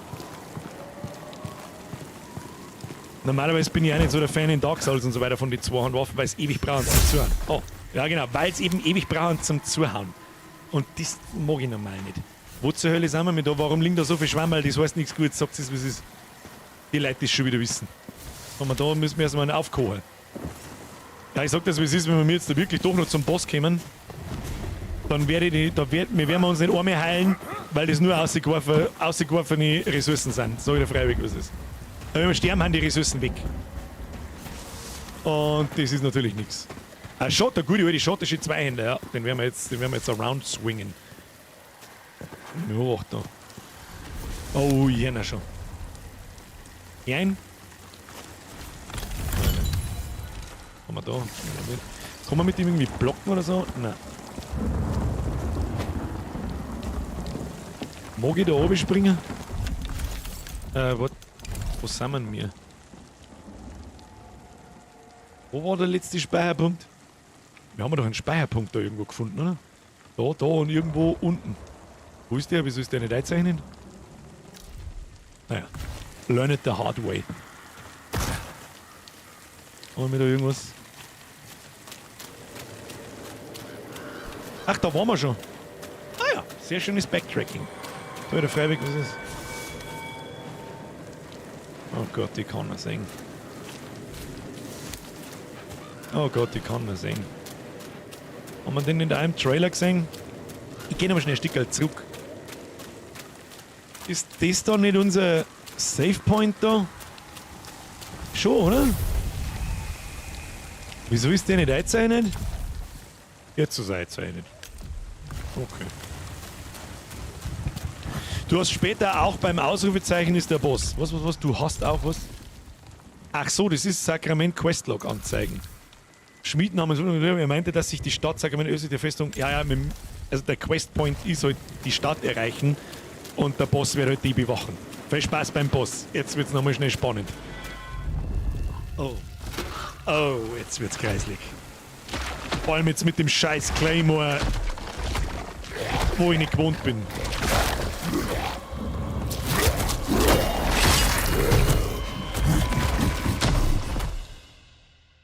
Geil so.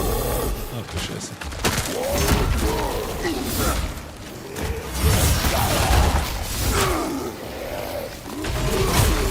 Oh wow.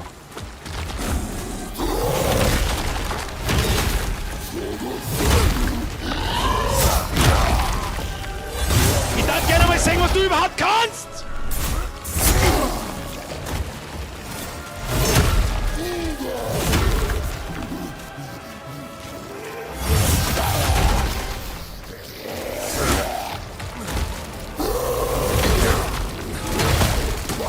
Wir heilen uns nicht. Komm mal, Bosse Pairing. +1. Wir sind bei 240. Ich werde jetzt das so lange probieren, weil ich wissen möchte, kann man, oder sagt es mir, kann man Bosse Pairing? Machst du mal eine Strierlisten, wie oft uns der Bürger freiweg sagt, wie es ist? Ja? Machst du mal eine Strierlisten, damit du auch was zum Tun hast. So, Meister, kann man die Pairing? Ja, so nicht.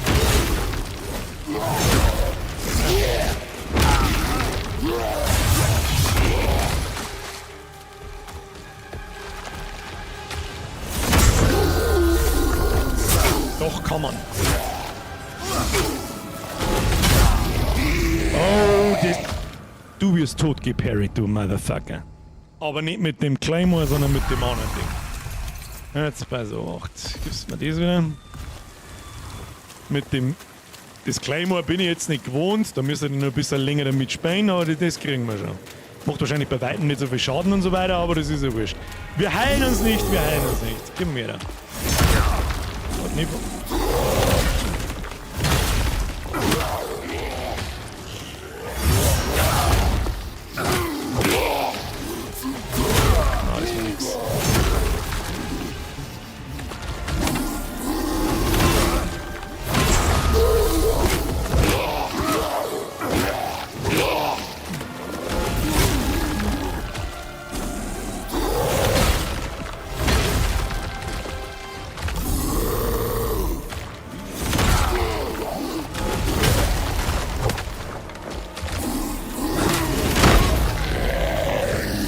Na, das war nix.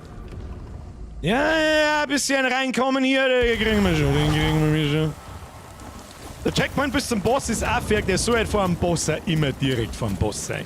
Alles andere macht keinen Spaß. Vor allem, wenn keine Gegner mehr dazwischen sind, wieso soll ich da jetzt mal umeinander laufen wie ein Vollidiot?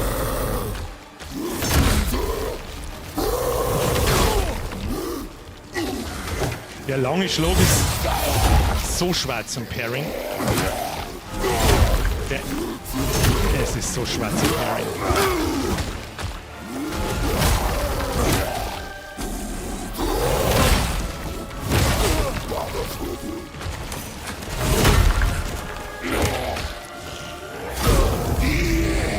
Es ist sauber schwer zum Pairing, das kannst du vergessen. Den einen Überkopfschlag, ja, der ist machbar, der Rest hat so eine kreislige Zeitverzögerung, dass das pures Glücksspiel ist, ob ich den parried oder nicht. Da mache ich lieber die klassische Dark Souls oder Elden Ring Ausweichrolle in ihn hinein, einmal zuhauen, recover. Diesen hier zuhauen. Komm.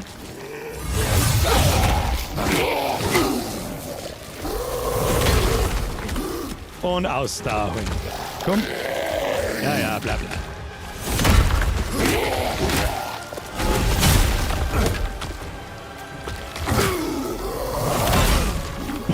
das Parry dann nicht.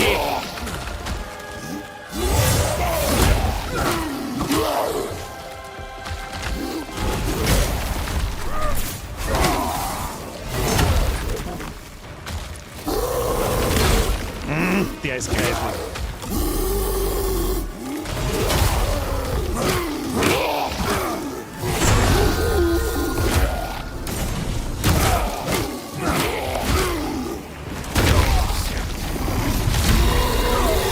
Ja, ist ja gut!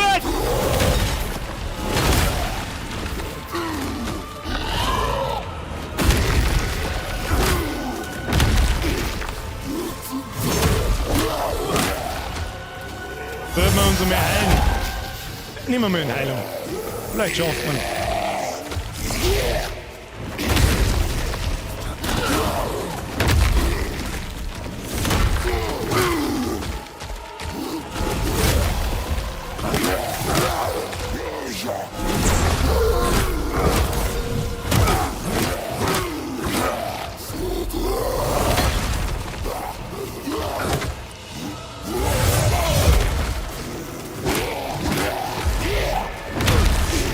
Jetzt wirst du aber schnell, du Fotze!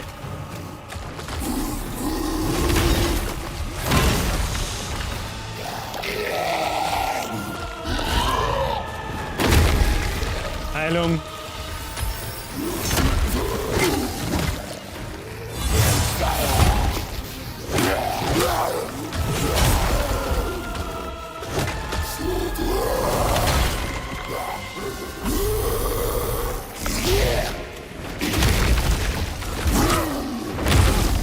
Der ist greifig. Oh, der ist ja greifig.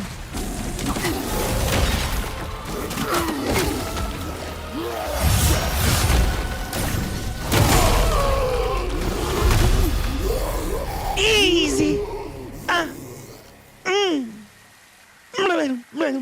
Wie geht der neue Tab? Den alten Tab darf ich ja nicht mehr machen. Quasi First Try. Ja? Quasi First Try. Erstmal hinschmecken, aber kann der Dude so? Wo kannst du so? 2, 3 Mal aufs Maul anlassen und schickt man heim. Oh! Leichenverschmierte Klinge. Ist das bitte, bitte, bitte ein Ohrhandschwert? Skaliert mit Stärke. Die braucht 22 Stärke? Bruder, da ist sie noch. Okay, das ist ein. Oh, leck, schau mir Hibus, das Fe. Bruder, wieso kriegst du denn so früh so ein Schwert, das ich 100 Jahre nicht hernehmen kann? Das ist ein bisschen bitter. Jetzt habe ich mich so gefreut, dass ich geile Waffen kriege. Und da brauche ich allein schon noch 5 Level, bis ich überhaupt Stärke beieinander habe. Und darf keinen einzigen Punkt nicht in Ausdauer oder sonst wo reinhauen. Das, was der Dragon Cry sagt, um mal kurz ein Fazit zu machen.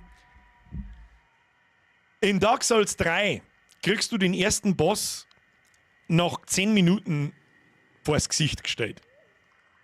Und wenn du noch nie ein Souls-like oder ein From Software oder ein Dark Souls gespielt hast, dann fickt dich dieser Boss so hart in den Arsch, dass ich dir garantieren kann, wenn du eben kein From Software Game vorher gekannt hast, dass du das Spiel zumachst und deinstallierst. Garantiere dir. Ich war so kurz davor. So kurz davor. Dark Souls 3 war 2015 mein Einstieg in die Souls Games. Ich war so kurz davor. Weil ich mir denke, das kann ja nicht sein, weil das ist der erste Boss oder nach 5 Minuten spielen und ich sehe überhaupt kein Land. Und dann fängt die From Software Souls-like Geschichte an. Nein, Zähne zusammenbeißen, ruhig bleiben nochmal. Und das Erfolgserlebnis, nachdem du so einen Boss killt hast, ist unbezahlbar.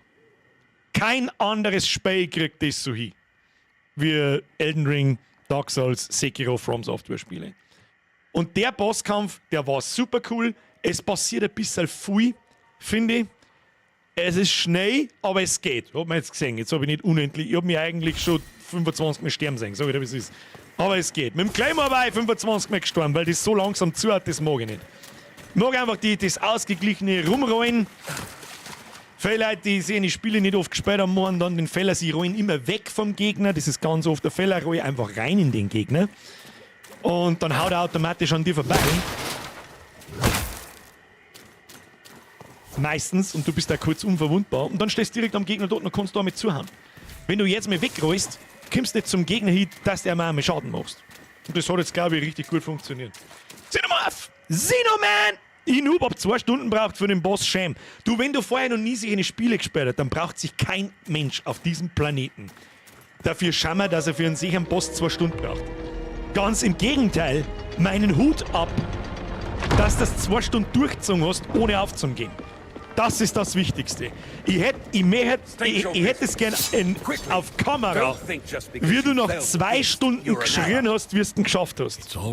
Wann hast du das letzte Mal in einem Spiel gehabt? Das ist hier die Frage. Niemand braucht sich da dafür schämen, Mr. Xenomorph. Und wenn die da dafür Leute auslachen, dann sind es absolut ahnungslose Vollspasten. Tja. How did you manage to slay that monstrosity? Ja, Pro-Gaming. My God. You're Serum. The Watcher's call has been answered. Ha! I told that old coot he was wasting his time. For once, I'm glad I was wrong. Serum, in the flesh and on our island. I thought you'd be taller. Your kind's welcome within our walls. Sprengen jetzt zweite Phase beim ersten Boss ist vielleicht ein bisschen früh verlangt. Wenn man nicht gleich die Hälfte oder 3/4 seiner Playerbase am ersten Tag verlieren will. So ein Erlebnis habe ich nur bei Sigrun bei der Sigrun aus God of War gehabt. Ich weiß jetzt gerade nicht, wer Sigrun ist, aber höchstwahrscheinlich die letzte Valkyrie, oder? Ja, okay. Ist das die Stadt, die man... Es ist die Stadt, die man erreichen ist, oder? Schnellreise freigeschaltet! Interagiere mit den ersten Flüstern in Sakrament, um die neue Fähigkeit einzusetzen. Sag ich dir, was ist? Das werden wir uns am Mittwoch anschauen. Das werden wir uns am Mittwoch anschauen. Ist jetzt da schon gespeichert oder kann ich da irgendwie speichern oder wie läuft das denn? Muss ich da zuerst jetzt noch irgendwo hin? Da mit dem Map her. Aber irgendwie eine Stätte im Map. Muss ich sicherheitshalber laufe jetzt da noch schnell hin zum. Da ist ja nichts jetzt, oder? Das ja, ich mag jetzt auch da mit keinem reden. Die Stadt erkunden wir, wenn wir am Mittwoch da sind. Schauen wir uns in Ruhe an. Da ist eine Quest, die nehmen wir auch erst dann an. Ich habe jetzt keine Ahnung, ob es da aufgeht, aber da schaut es wichtig aus. Sind wir da einigermaßen richtig. So ein bisschen ein Questmarker oder so war auch nicht schlecht. Zumindest eine grobe Richtung. Wir sollen sich jetzt da zurechtfinden. Und ich glaube, das eigentliche Spiel fängt jetzt dann erst an. Es geht um Looten, Leveln, Ausrüstung, zusammengreifen. Was ist das da? Meine Vogeltür. Glaub, reparieren darfst, oder? Ja, sag schon. Schwert hin, Helm hin, Rüstung hin. Da ist ja sicher der Schmied irgendwo. Aber wo müssen wir hin? Was ist das da? Sakrament Questlog anzeigen. Wir haben einen Mann namens Ellsworth. Er sagte uns, wir sollen den Wächter im Krähenhaus in der Nähe des Stadtzentrums finden. Mit dem Schmerz jetzt so schnell und dann wird ja den erst gespeichert sein, nehme ich an. Und wenn nicht, dann machen wir den Boss einfach nochmal. Easy cheesy lemon breezy. Ist er das da? Look at this place. The prosperous and the beggar. Na. Nicht da rechts irgendwo in einem... Hä? Ne? Schau mir, was müssen die da ist der Krähen, da ist doch die Tür, da ist doch eine Krähe dran. Mach schon mal die Tür auf jetzt! Was ist mit dir? Das war überhaupt kein Glück zu haben, das muss ich euch lassen, wie stark, aber überhaupt eine Legende zu sein, ist meistens etwas ganz anderes. Das war jetzt deine Ansage. Das ist, glaube ich, Zeit für ein Duell. Krähenhorst, links Marktplatz, rechts auf. Okay, dann gehen wir. Was tut der für ein blauer... Ah, da ist er schon. Hoppla. Last Travel, Last Whisper. Das heißt, man kann nur zum Last Whisper... Das müsste der im Sumpf vorm Boss sein. Schnellreise freigeschaltet. Wenn du dich bei einem beliebigen Fluss dann auswählst, kannst du jetzt zum... Okay. Warte mal. Fast Travel. Ah ja. Also nicht zu jedem, sondern... Oder? Kann ich mich jetzt da immer zu allem hin teleportieren oder muss ich da dann nochmal zurück ausgehen zu dem Ding da? Kann ich mich dann auch da hinporten und da hinporten und so weiter. Und ich glaube, Gegner respawnen, wenn da der Fog of War, also die schwarze Scheiße da wieder drüber ist. Das ist das, was vorher geheißen hat, wo sich dann das Level ändert. Weil irgendwo muss ja Replayability drin sein. Die ganzen Level die sind alle handgecraftet und nicht zufällig generiert. Da müssen ja dann wieder Gegner erscheinen, damit ich wieder XP kriegen kann und neuer Loot finden kann und so weiter. Aber das werden wir ja gründen, dann muss ich ein paar Stunden länger spielen, damit ich das auf die Gameplay-Loop raussehen kann. Und diese Interaktionsgebiete könnten ein bisschen größer sein. Das nervt, dass ich da so genau eingehen muss. Fast Travel, ja, und jetzt kann ich dann nach Sacrament natürlich zurück in die Stadt. Das ist natürlich schon sehr angenehm. Das ist Zeitmann. Dankeschön. Ja, Freunde der Sonne. Erstes Fazit, holy shit, haben diese 3/4 Stunden schnell vergangen. Schaut richtig gut aus. Das sieht richtig stabil und richtig gut aus. Ich würde jedem empfehlen, mit dem Gamepad zum Spielen. Ich habe es mit der Tastatur gar nicht probiert. Ich sage das freiwillig, was ist, ich mag es gar nicht probieren. Ich will gar nicht. Vielleicht wachsen die neuen Gegner mit dir mit. Das kann natürlich auch sein. Das sind natürlich die Pimmelgegner vom Anfang nicht mehr Level 1 sind, so wie du, sondern auch Level 4, so wie mir jetzt. Und dann halt dementsprechend auch mehr Schaden, mehr Leben und so weiter haben. Es hat auf alle Fälle, wie es Freier schreibt, unfassbar viel Potenzial. Spielt sie geil. Die Idee mit die Spezialattacken auf einer Waffe drauf, die offensichtlich immer unterschiedlich sein können. Also vor jedem Zweihandschwert, ist übrigens auch ein Zweihand-Großschwert, lese ich gerade. Du findest dasselbe Zweihand-Großschwert nochmal, aber es hat andere Fähigkeiten drauf. Und so weiter und so fort. Skaliert vielleicht, da unten haben noch ganz besonders Angriffe verursachen 27% Seuchenschaden. Ausdauer erhöht sich um 10%. Chance beim Verursachen von Schaden, Gesundheit zu regenerieren. Okay, das ist ja fucking Legendary, oder was ist denn mit dem Ding? So schauen also Items später mal aus. Und das wenn du auf jedem Item drauf haben kannst. Auf Schwertern, auf Schildern, auf Helmen, Rüstungen, Hosen, Handschuhe, Ringe gibt es noch, sehe ich da an der Seite. Dann hat das richtig Potenzial, richtig Bock zu machen. Es ist ja kurzweilig zum Zuschauen. Auf Dauer, glaube ich, ist jetzt nichts für einen Stream oder für die wenigsten, sagen wir es mal da. Ist jetzt auch nicht mein Hauptprogramm. Mein Programm ist nach wie vor immer noch Blödsinn. Wenn wir nächsten Montag machen Blödsinn, gibt es noch einen Supermarket Simulator. Und nächsten Mittwoch spielen wir da weiter. Ich habe richtig, das ist ein richtig krass gutes Spiel. Richtig gut. Nächster Kritikpunkt, der mir einfällt. Der Schwierigkeitsgrad ist gleich fucking on point. Glaube ich. Ich habe schon lange keine sicheren Spiele mehr gespielt, schon lange kein Elden Ring mehr gespielt, schon lange kein Dark Souls mehr gespielt, schon lange keine so Art von Spiel mehr gespielt. Vielleicht habe ich mir auch bloß blöd angestellt, das kann auch sein. Aber ich kann mir sehr gut vorstellen, wenn jemand sowas noch nie gespielt hat und kommt zum ersten Gegner und der fickt dich einfach nur. Und du denkst dir so, das kann nicht sein, und dann wird es deinstalliert.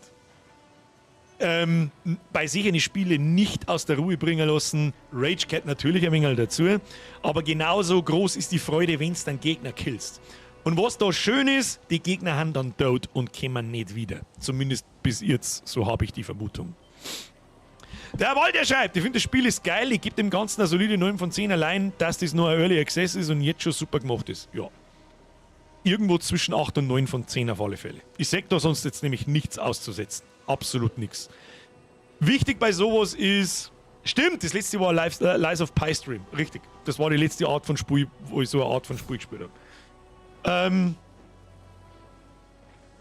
Ich wüsste nicht, was es zum Aussetzen gibt. Was ganz wichtig ist bei dem Spiel, wann kommt die Loot-Spirale? So, wann will ich scharf auf Items und so weiter und wie fühlt sich das in der Welt an, dass die immer gleich ist, aber anders. Das ist ganz wichtig. Und da habe ich ja die größten Zweifel drin, dass das funktionieren kann. Schauen wir mal. Schauen wir mal. Am Mittwoch spielen wir auf alle Fälle da nochmal Minimum 2 Stunden hinein und schauen uns das ein bisschen an, was in der Stadt so abgeht, was kann man da so tun, wahrscheinlich wieder reparieren, Sachen kaufen, kochen, was es noch so alles gibt. Und dann gehen wir raus in die Welt und schauen wir, was noch so kommt. Richtig gut Spiel. Wer Bock auf schwierige Spiele hat, die richtig gut ausschauen und sie richtig cremig spielen, Angriffe fühlen sich geil wuchtig an, macht nichts verkehrt. Sag ich dir freiwillig, wie es ist. Kannst wieder Hackerl auf der Strierlisten machen.